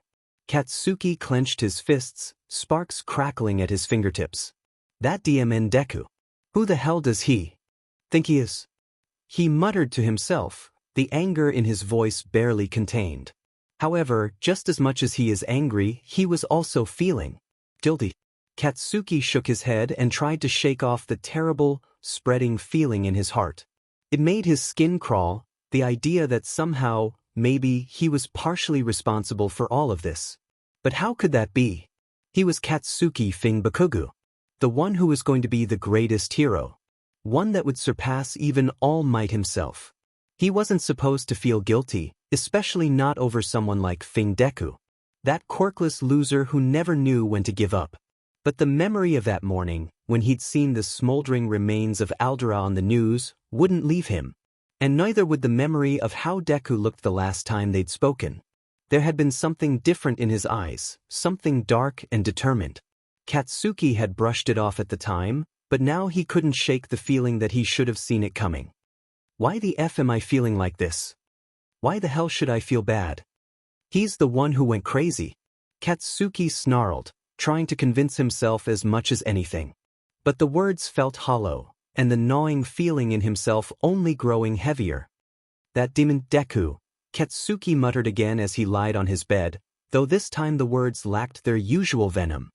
He slumped onto his bed, the frustration and confusion overwhelming him. He wasn't used to feeling like this, so conflicted, so unsure, so powerless. It was something he never thought he'd feel in his life, and he absolutely hated it. The daylight sun filtered through the narrow alleyways as Izuku navigated the quiet streets, his grip tightening on the steering wheel while he tried to keep a low profile, avoiding drawing too much attention to himself. The destination was an aquarium, a strange choice for a shady exchange, but Izuku wasn't in a position to question it. He parked the van a short distance away, the silence of the early morning pressing down on him as he considered his next move. Glancing around the van, Izuku realized he needed something to disguise himself, at least enough to avoid recognition. Just as he was about to search for something, Joey, one of his ever-resourceful minions, handed him a top hat and a pair of shades. "It'll be it," he said. Izuku paused, a flicker of surprise crossing his face. "Thanks," he said as he took the hat and glasses. Izuku still couldn't figure out how his minions always seemed to have exactly what he needed at the most convenient times, but at this point, he was just glad for it. There was no time to question the small, peculiar miracles. They were all part of the strange new reality he was stepping into. Izuku adjusted the top hat and shades, catching a glimpse of himself in the rearview mirror. The disguise was simple, almost absurd, but it would have to do. "All right, Joey. Tony, I want you to stay here and watch over this van for me," Deku ordered, his tone firm but laced with the underlying anxiety he was trying to suppress. Reaching into his pocket, Izuku pulled out a small walkie-talkie and handed it to Tony, who took it with a wide grin. "I'll call you if things go south, or if I need something, or just to check up on you." "Got it?" he asked, ensuring they understood the importance of their task. Both minions nodded enthusiastically. "No paywad, boss." Joey chimed in, giving a thumbs up. "See, Pem Kabe," Tony added, his voice filled with confidence. Izuku gave a small smile and nod of approval as Tony eagerly took the walkie-talkie, his tiny hands gripping it like a prized possession. Good, Izuku said, trying to maintain a calm demeanor despite the nerves bubbling under the surface. Just stay alert and be ready. I'll be back soon. As he turned away from the van, Izuku took a deep breath, steeling himself for what lay ahead. The aquarium loomed in front of him, its glass doors reflecting the bright daylight, and as he stepped towards them, he could feel the weight of the mission pressing down on him. This was more than just a simple DIY. This was his first real step into the world he'd chosen, a world that was dark, dangerous, and far removed from the hero's path he once dreamed of. The door slid open with a quiet hiss, and Izuku entered, the cool, dimly lit interior contrasting sharply with the bright, sunny world outside. He approached the entrance casually but cautiously, his eyes scanning the area for any signs of danger. The place seemed deserted, save for a few stray tourists who paid him no mind. Still, Izuku had to keep his guard up. The door slid open with a quiet hiss, and the cool, dimly lit interior of the aquarium greeted him. The air was thick with the scent of salt water and the faint hum of machinery. Izuku took a deep breath, the scent of salt water filling his lungs as he ventured further into the aquarium. The faint hum of machinery and the distant sound of bubbling water added to the surreal atmosphere, making the place feel almost otherworldly. He moved cautiously, his eyes darting around, taking in every detail. The dim lighting cast long shadows across the floor, and the flickering glow of the tanks illuminated the path ahead. As he walked past various exhibits, the vibrant colors of exotic fish and marine life swirled behind the glass, but Izuku barely noticed them. His mind was focused, replaying the instructions Jiren had given him over and over again. The suitcase, he reminded himself, was in a storage room somewhere in the back. All he had to do was find it, make the exchange, and get out without drawing any unwanted attention. Izuku found the storage room at the end of a narrow hallway, its door slightly ajar. He took a quick glance around, making sure no one was nearby, then slipped inside. The room was cluttered with various supplies, cleaning equipment, spare parts for the tanks, and other odds and ends. In the corner, partially hidden beneath a pile of old blankets, was the suitcase he'd been sent to retrieve. He quickly made his way over and tugged it out, feeling a sense of accomplishment. The suitcase wasn't particularly large, but it was heavier than he expected. "All right, mission accomplished," he muttered under his breath as he brushed off some dust. Just as he turned to leave, a loud thud resonated through the room. Thud. Ah. Izuku jumped and screamed, totally not like a girl, and almost dropping the suitcase. His heart raced as he looked around, only to see a massive shark slam against the glass of the tank right next to him. "Oh, it's just a shark," Izuku thought as let out a sigh of relief. "Oh, you think you're so tough, huh?" he muttered, trying to regain his composure. He quickly composed himself and added, "Yeah, well, I've got a suitcase full of important stuff. So beat it, fish face." He tried to sound confident, but his voice wavered slightly. The shark responded by slamming into the glass again, causing Izuku to flinch. He hurriedly turned to leave, shaking his head. Talking to a shark. Great, I'm losing it, he muttered to himself. As he made his way back to the exit through the hallway, he flinched in slight pain as he heard his earpiece screech and come to life. "Boz, Dondi Nama.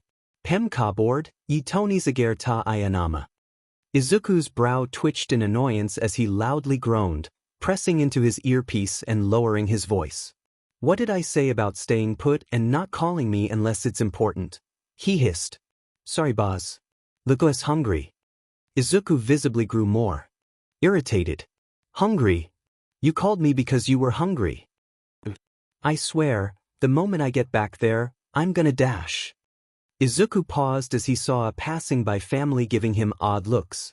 Izuku immediately froze, realizing he was speaking a little too loudly for someone trying to stay incognito. The family, clearly taken aback by the sight of a young man seemingly arguing with himself, whispered amongst themselves while keeping a wary distance. Izuku forced an awkward smile, waving his hand dismissively as he tried to play it off. Sorry. Bluetooth issues," he blurted out, tapping his ear as if adjusting an earpiece. You know how these modern technologies can sometimes be. Acting up. Ha. He lied with a nervous laugh. The family exchanged confused glances but hurried along, giving him a wide berth as they passed by. Izuku sighed in relief, his cheeks flushing red with embarrassment as he quickly turned his attention back to the hallway, picking up his pace. Great, now they think I'm some kind of lunatic, he muttered under his breath, rolling his eyes at himself. He pressed the earpiece again, this time more calmly. Joey, Tony, I'm almost out. Try not to eat anything yet, alright? A garbled response came through, and Izuku could only shake his head in exasperation. Just keep it together until I get back, he whispered before finally reaching the exit, eager to put this whole awkward encounter behind him. Izuku sighed as he climbed back into the van, immediately spotting Tony and Joey in the middle of a heated tug-of-war over the radio dial. The two minions were arguing in their usual gibberish, neither willing to let go. Guys, seriously? Izuku muttered, pinching the bridge of his nose in frustration. We've got bigger things to worry about than what music to listen to. Tony and Joey paused, both turning to look at him with wide, innocent eyes. For a moment, there was silence, and then Joey suddenly let go, sending Tony crashing into the dashboard. The van filled with the loud blare of static as the radio crackled to life. Izuku shook his head, suppressing a chuckle despite himself. Just sit tight. We've got a job to do. The minions quickly settled down, nodding obediently as they took their seats. Izuku started the van, glancing at the suitcase sitting securely beside him. This was just the beginning, and despite the chaos, he felt a strange sense of purpose starting to settle in. All right, he said, more to himself than to anyone else. Let's get moving, he said as he set his GPS onto the next stop, the Bank of Evil.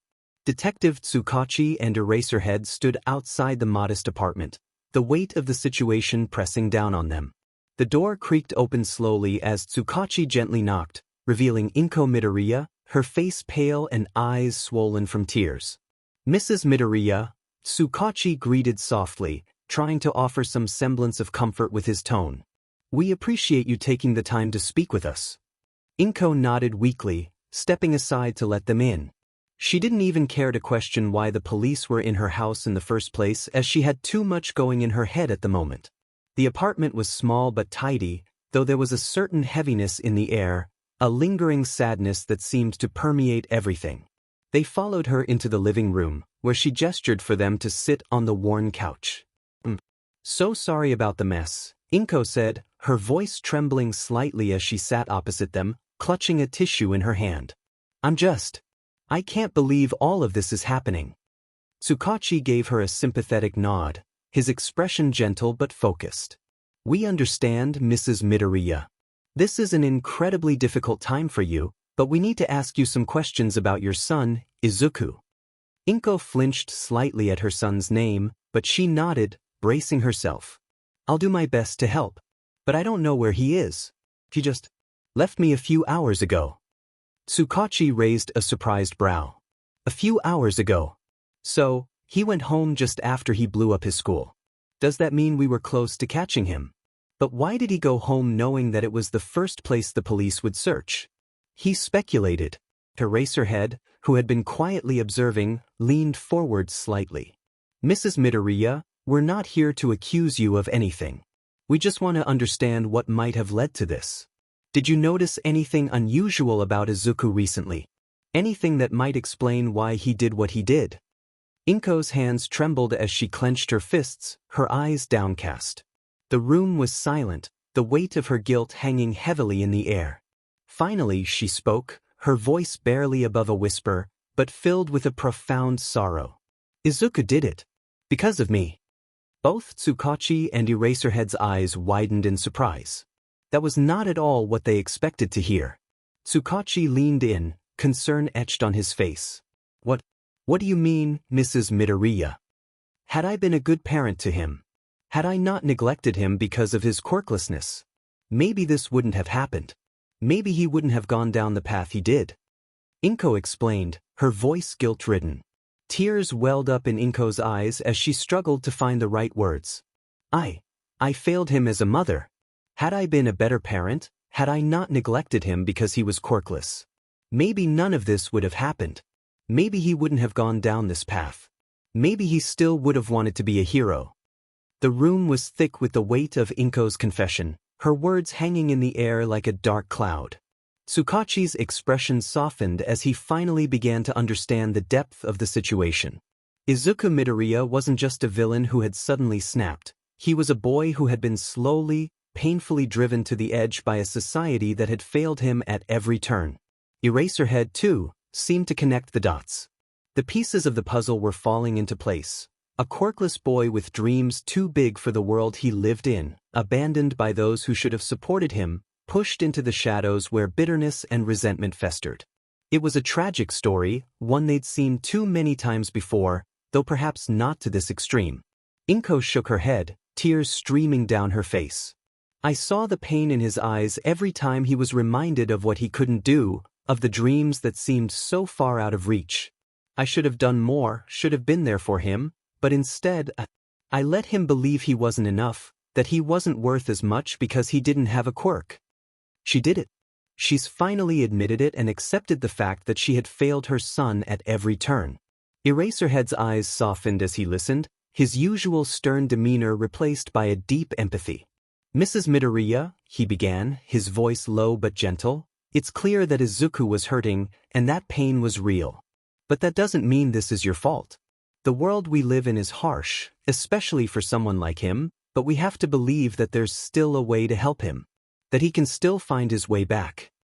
Tsukachi nodded in agreement. We're going to do everything we can to bring him back safely. But right now, we need your help to understand him better. Anything you can tell us, about his past, his dreams, even the smallest details, could make a difference. 𝐒𝐮𝐸𝐿 nodded weakly, her shoulders trembling as she wiped her tears. Do whatever I can to help. Please bring him back. I need to properly tell him that I'm sorry. Eraserhead placed a reassuring hand on her shoulder. We'll do everything in our power, Mrs. Midoriya. We'll bring him back. Izuku parked the van a short distance away from the building, taking a moment to observe the area. Just as Jiren had described, the Bank of Evil looked completely unremarkable from the outside. An ordinary, run-of-the-mill bank with a plain facade and a modest sign. It was hard to believe that something so sinister could be lurking behind those unassuming walls. But this was the place, no doubt about it. He adjusted his disguise, ensuring the top hat and shades were still in place before stepping out of the van. His heart raced with a mix of anticipation and nerves as he approached the entrance.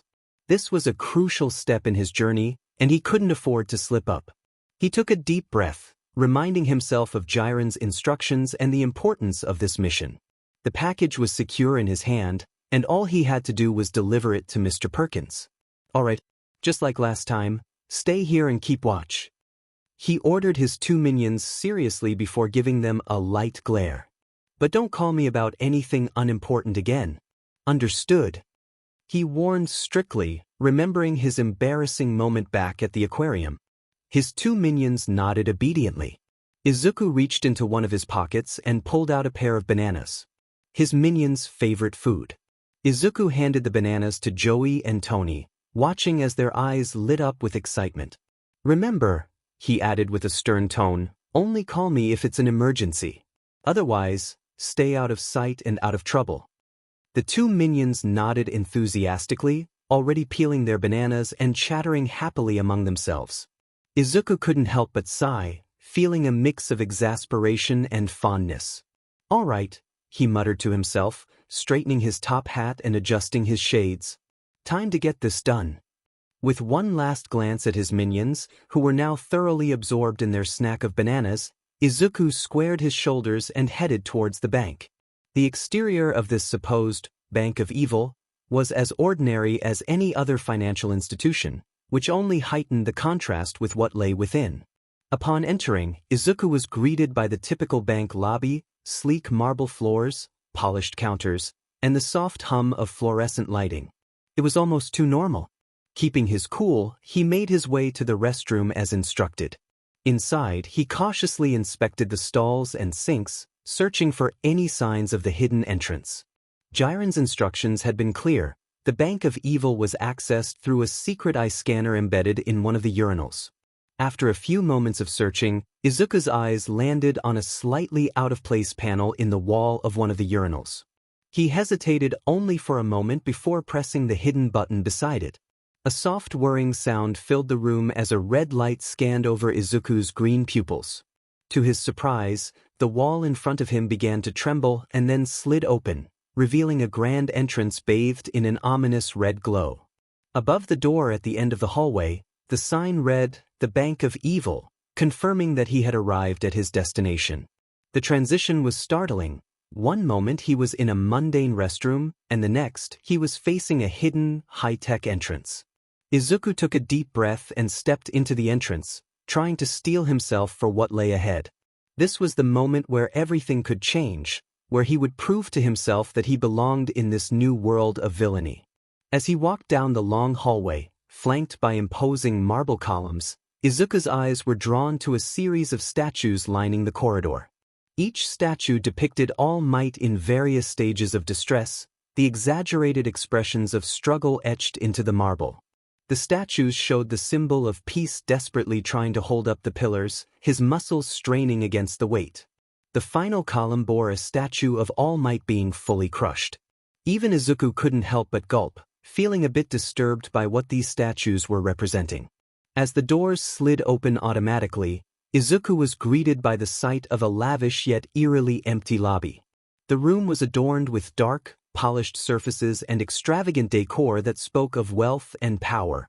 Izuku approached the receptionist's desk, doing his best to quell the flutter of nerves in his stomach. He cleared his throat and adjusted his top hat, aiming to project a semblance of confidence despite the unease gnawing at him. "Hello. I'm Miss De. I was told I have a meeting with Mr. Perkins," he said, using his villain name for the first time, a mix of excitement and trepidation in his voice. The receptionist's sharp eyes briefly scanned his disguise as well as the suitcase in his hand before she offered a practiced, reassuring smile. "Yes. You must be Mr. Deku. Mr. Okuda did inform us of your arrival. Mr. Perkins will be with you shortly. Please, have a seat," she said, gesturing toward a row of plush chairs in the lobby. "Mr. Okuda. Oh, that must be Jiren's last name." Izuku thought as he gave a nod of thanks and made his way to the seating area, trying to ignore the way his nerves seemed to tighten with each step. He sank into one of the comfortable chairs, the soft fabric feeling oddly comforting against the tension in his muscles. As he waited, he tried to distract himself by surveying the lobby. The windowless room was a stark contrast to the grandeur of the lobby. It was meticulously clean and organized, the air cool and dry from the air conditioning. Despite the pristine environment, Izuku felt a mounting sense of unease. The transition from the stark, foreboding hallway to this lavish, serene space did nothing to soothe his anxiety. He tightened his grip on the suitcase, trying to steady his nerves. In an attempt to ground himself, Izuku reached into one of his pockets and pulled out the charred remnants of his old notebook. It was the notebook Bakugo had exploded, now bearing a new label, Villain Notebook. He had crossed out the previous title and scrawled the new one with bold strokes. This notebook was more than just a symbol of his past. Now, it was a repository of his new life, filled with plans, concepts, and designs for his villainous endeavors. As Izuku flipped through the pages, the familiar scribbles and sketches offered a rare moment of solace. But then, his mind took an unexpected detour down memory lane, making his mood do a complete young, bright-eyed Izuku Midoriya, only 5 years old, burst into the kitchen with unrestrained excitement, his tiny hands clutching an All Might action figure. "Mom, I'm going to be a hero one day too," he declared, his voice brimming with enthusiasm as he recounted the latest heroic feats of his favorite hero from a video he'd watched. Inko Midoriya, busy at the stove, barely glanced at her son. Her voice was cold and dismissive, tinged with an unspoken bitterness. "I'm afraid you're not cut out for that, kid. Hero schools can't accept anyone so useless." The young boy's face fell, his excitement evaporating like mist. He looked down at his All Might action figure, the dream of heroism now overshadowed by his mother's harsh words. The vibrant gleam in his eyes dulled, replaced by a shadow of disappointment and hurt. Izuku set his notebook down slightly with hurt visible in his eyes as a pang of nostalgia and sadness washes over him. Why did he remember that moment just now? He didn't know, but it left him feeling unsettled. He rubbed his eyes, trying to shake off the unexpected emotional wave. He was snapped out of it when the receptionist earlier called out to him. "Mr. Deku, Mr. Perkins is ready to see you now." Izuku blinked, refocusing as the receptionist's voice broke through his reverie. He quickly tucked his villain notebook back into his pocket as well as his top hat and shades since he probably won't need it now. With a deep breath to steady himself, he rose from his seat and walked towards the direction the receptionist had indicated. The door to Mr. Perkins' office opened with a soft click, and Izuku stepped inside. Izuku was met with the sight of a large man wearing a formal blue business suit. It was definitely the man Izuku was supposed to meet. Mr. Perkins was seated behind a large mahogany desk, his expression calm and professional. "Ah, you must be Mr. Deku," Mr. Perkins greeted, looking up from a stack of papers. His tone was polite but carried an air of authority. "Yes, that's me," Izuku replied, trying to sound confident despite the residual unease.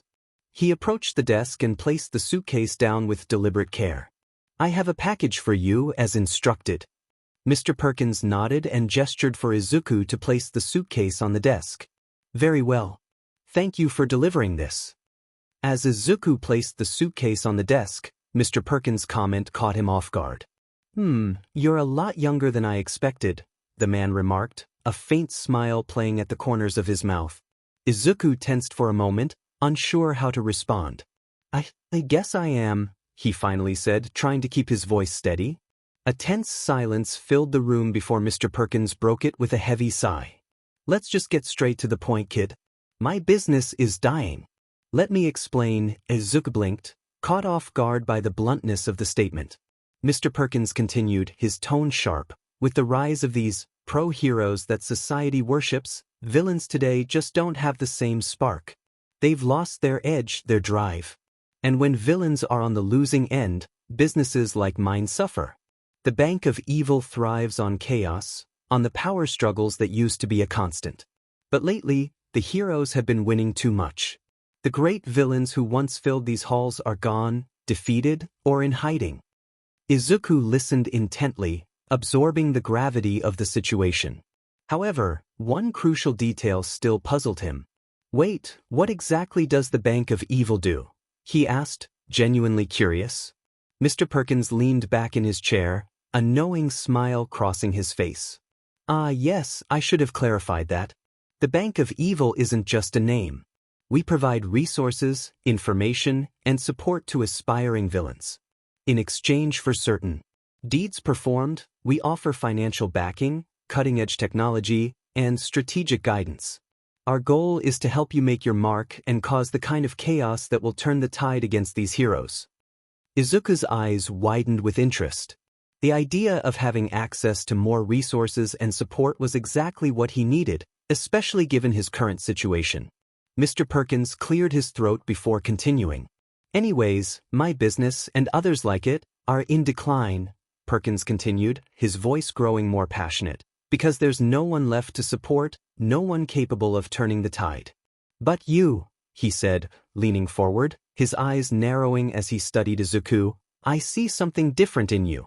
I see that hunger in your eyes, boy. A fire that hasn't been seen in a long time." Izuku felt a shiver run down his spine, the man's intense gaze making him feel both excited and nervous. He swallowed hard, trying to process what was happening. Perkins leaned back slightly, a calculating look on his face. "That's why I'm willing to make you an offer. I want to help you, Deku. I want to give you the resources, the connections, and the backing you need to rise above the rest. Because if you succeed, if you become the villain I believe you can be, then my business will thrive once more. It's a gamble, but one I'm willing to take." Izuku's heart raced as he realized the gravity of what was being offered. "And what do you want in return?" he asked cautiously, trying to keep his voice steady. Mr. Perkins smiled, a dangerous glint in his eyes. "All I want is for you to keep that fire burning. Keep pushing, keep challenging the heroes, and don't settle for anything less than greatness. If you do that, the Bank of Evil will be behind you every step of the way." Izuku hesitated, the weight of Mr. Perkins' words pressing down on him. "But why me?" he finally asked, the uncertainty in his voice betraying his doubts. "You already said you see something in me, but why me out of everyone?" Mr. Perkins raised an eyebrow, a bit taken aback by the question. "I told you, didn't I? I see that fiery determination in your eyes. That hunger to prove yourself." "Yeah, but why me?" Izuku pressed, his insecurities bubbling to the surface. For as long as he could remember, he'd been overlooked, undervalued. To him, being chosen for something this significant felt almost surreal, like he wasn't truly worthy of it unless he was forced to prove it. "It's not just about what I see in your eyes, Deku. It's a gut feeling, something that tells me you've got what it takes to be more than just another villain. You've got the potential to be extraordinary, to change the game. And that's something I don't see often." Izuku's eyes widened in surprise. "But how did you know? How could you be so sure?" Mr. Perkins nodded thoughtfully. "You have 𝐒𝐮𝐦𝐦𝐸𝐸 to thank for that. He's one of my trusted associates, and when he mentioned you, I knew I had to keep an eye on you. He told me about the middle school incident, impressive work, by the way, and he vouched for you. Said you were different. Special." Izuku blinked, absorbing this new information. "𝐒𝐮𝐦𝐸𝐸, he told you all that already?" "Indeed," Mr. Perkins confirmed. "𝐒𝐮𝐦𝐸𝐸 has an eye for talent, and when he told me about you, I listened. He believes in your potential, and so do I. You've already shown that you're willing to do what it takes, and that's exactly the kind of drive I'm looking for." Izuku hummed in understanding, the pieces falling into place. 𝐒𝐮𝐸𝐸's endorsement, combined with Perkins' instincts, had brought him here. And because there was no one else out there having the longing or potential to be a great supervillain. "Ah, that makes sense." Perkins leaned forward, his expression serious. "Remember, Deku, this isn't just about you or me. It's about shaking up a world that's become too complacent. And I believe you're the one who can do it. So, Mr. Deku." He stood up from his chair and extended his hand toward the young, aspiring villain. "Welcome to the world of villains. We, the Bank of Evil, are ready to assist you in any way possible." Izuku smiled with newfound pride and determination settling in his chest as he shook Mr. Perkins' hand. "Thank you. I won't let you down." He was so happy. He finally found a place where he belonged. He was finally accepted. After the formalities were done, Mr. Perkins sat back down and unlocked the suitcase Izuku had delivered. Inside was an intriguing weapon that immediately caught Izuku's eye, a sleek, all-white blaster with a yellow handle and trigger. The design was both futuristic and oddly whimsical. As Mr. Perkins lifted the weapon out of the case, Izuku noticed a wistful expression cross the older man's face. "Ah, the squid launcher. I remember this." Perkins murmured, his tone filled with a mix of fondness and melancholy. "It belonged to my son." Izuku's eyes widened in surprise. "You have a son?" Mr. Perkins nodded slowly, his gaze fixed on the blaster. "Indeed, I had a son. His name was Victor, though he preferred his villain name, Vector." Curiosity piqued, Izuku leaned in slightly. "Oh really? Where is he now?"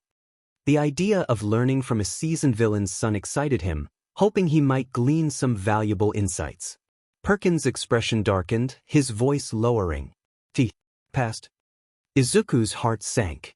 "Oh, I'm sorry." After a moment's hesitation, Izuku couldn't help but ask, "How did he?" "I'm sorry if that's too personal, sir." Perkins sighed deeply, his eyes clouded with distant memories. "He died on the moon." Izuku blinked, struggling to process what he'd just heard. He died on the moon. He tried to mask his bewilderment, the bizarre nature of Vector's fate catching him off guard. He had expected a story of a confrontation with heroes, or a tragic betrayal, but dying on the moon was beyond anything he could have imagined. Unsure whether to probe further, Izuku simply nodded, the strange story leaving him with more questions than answers. Izuku, still reeling from the unexpected revelation, quickly straightened up and forced a polite smile. Anyways, I look forward to doing business with you, he stammered, his voice wavering slightly as he bowed formally. Mr. Perkins offered a small, understanding smile, appreciating the young villain's attempt to shift the mood. Likewise, I'm confident this will be a very fruitful partnership. With that, Izuku quickly exited the Bank of Evil. Izuku stepped out of the Bank of Evil, feeling a surge of accomplishment and excitement as he was now officially a villain. The sun was dipping below the horizon, casting an orange glow over the city as twilight settled in. He made his way back to the van, his thoughts buzzing with the day's events and the promise of new beginnings. As he opened the van door, he was greeted by the familiar sight of Joey and Tony bickering over the radio, their animated gestures adding a touch of chaos to the otherwise calm evening. Izuku rolled his eyes with a fond smile, shaking his head at their antics. All right, that's enough, he called out, cutting through their argument. We've got places to be. With his minions reluctantly quieting down, Izuku settled into the driver's seat. As the van rumbled to life, he glanced at the setting sun and then at the road ahead, steeling himself for the next phase of his journey. It was time to head to the location of his new base. 𝐒𝐮𝐦𝐦𝐚𝐫𝐲 found him. Whatever awaited him there, he was ready to face it with newfound determination and a sense of belonging. Once Izuku arrived at the new base, he was greeted by 𝐒𝐮𝐦𝐦𝐚𝐫𝐲, who stood at the entrance of what appeared to be an old, abandoned apartment complex. The building was weathered and crumbling, a stark contrast to the sleek and modern facilities of the Bank of Evil. 𝐒𝐮𝐦𝐦𝐚𝐫𝐲's eyes lit up with a mix of approval and amusement as he saw Izuku approach. Well, look who's here. I must say, I'm impressed. You actually made it through the day and handled yourself well, 𝐒𝐮𝐦𝐦𝐚𝐫𝐲 remarked, handing Izuku a set of keys. Izuku took the keys with a mixture of excitement and nervousness. Thanks, 𝐒𝐮𝐦𝐦𝐚𝐫𝐲. I did my best. What's the deal with this place? 𝐒𝐮𝐦𝐦𝐚𝐫𝐲 grinned. This is your new base. The real fun starts now. It's an underground hideout beneath this old apartment complex.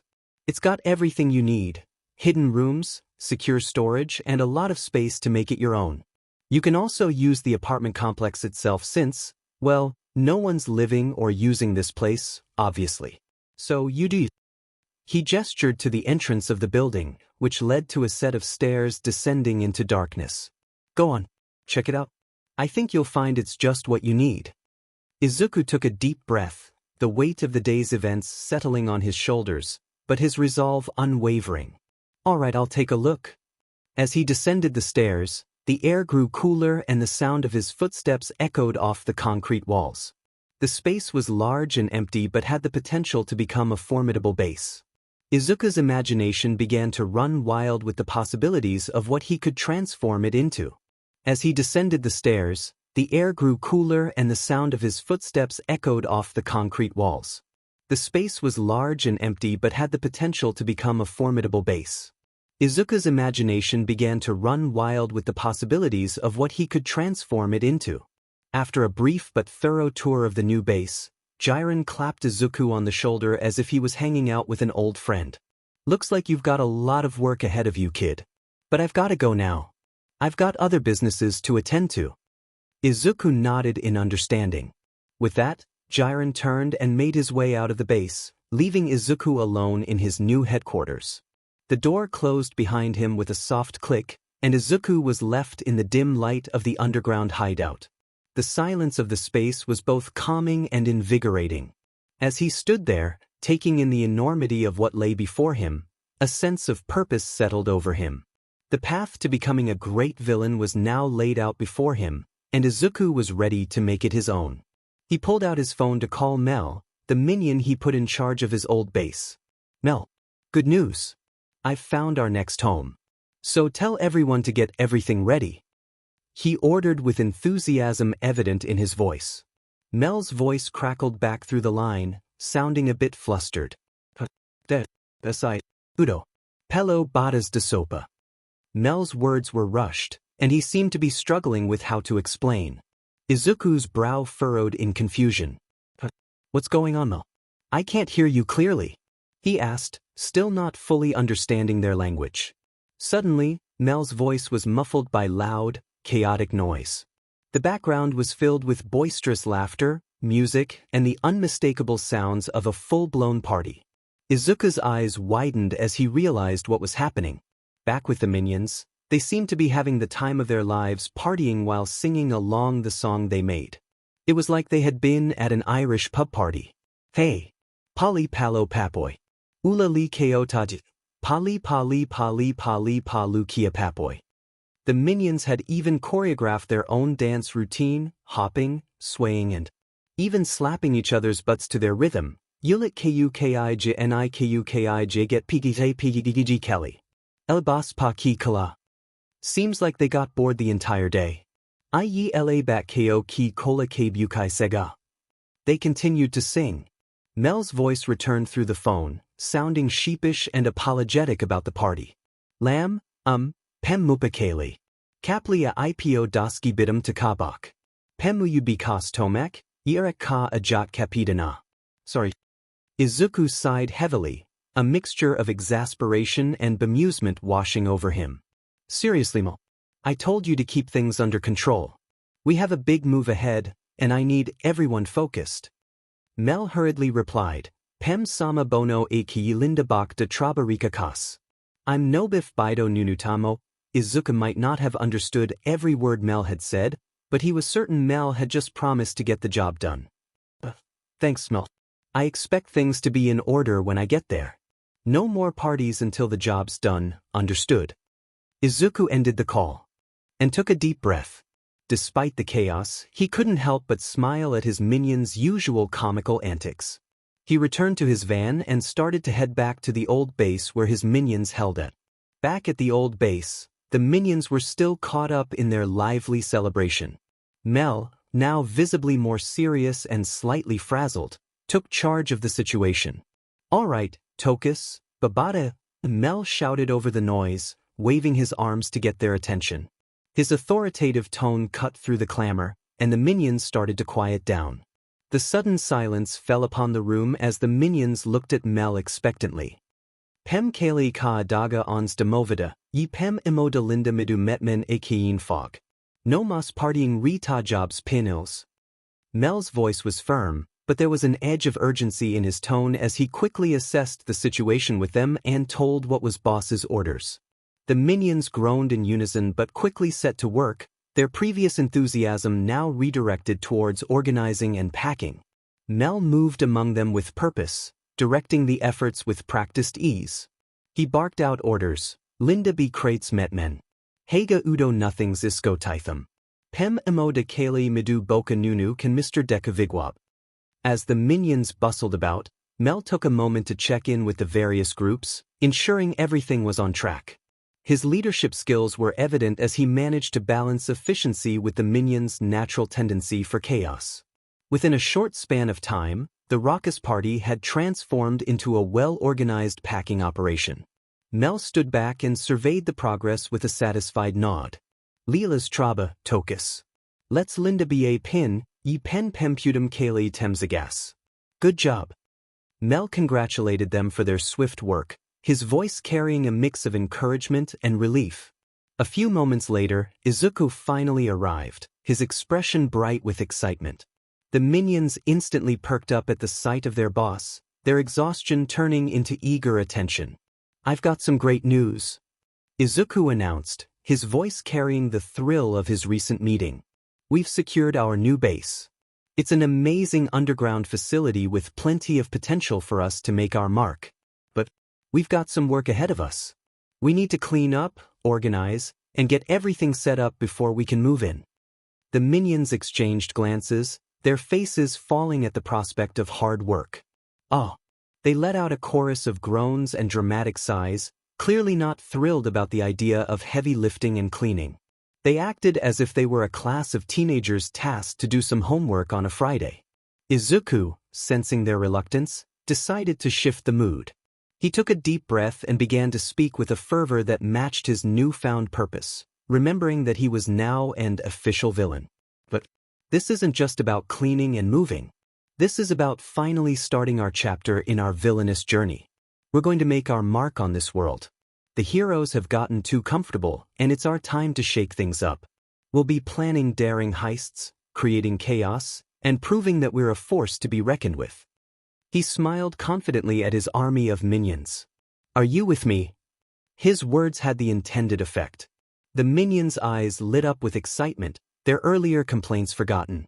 They chattered and cheered among themselves, fueled by the prospect of the villainous adventures that lay ahead. Izuku smiled, satisfied with their renewed enthusiasm.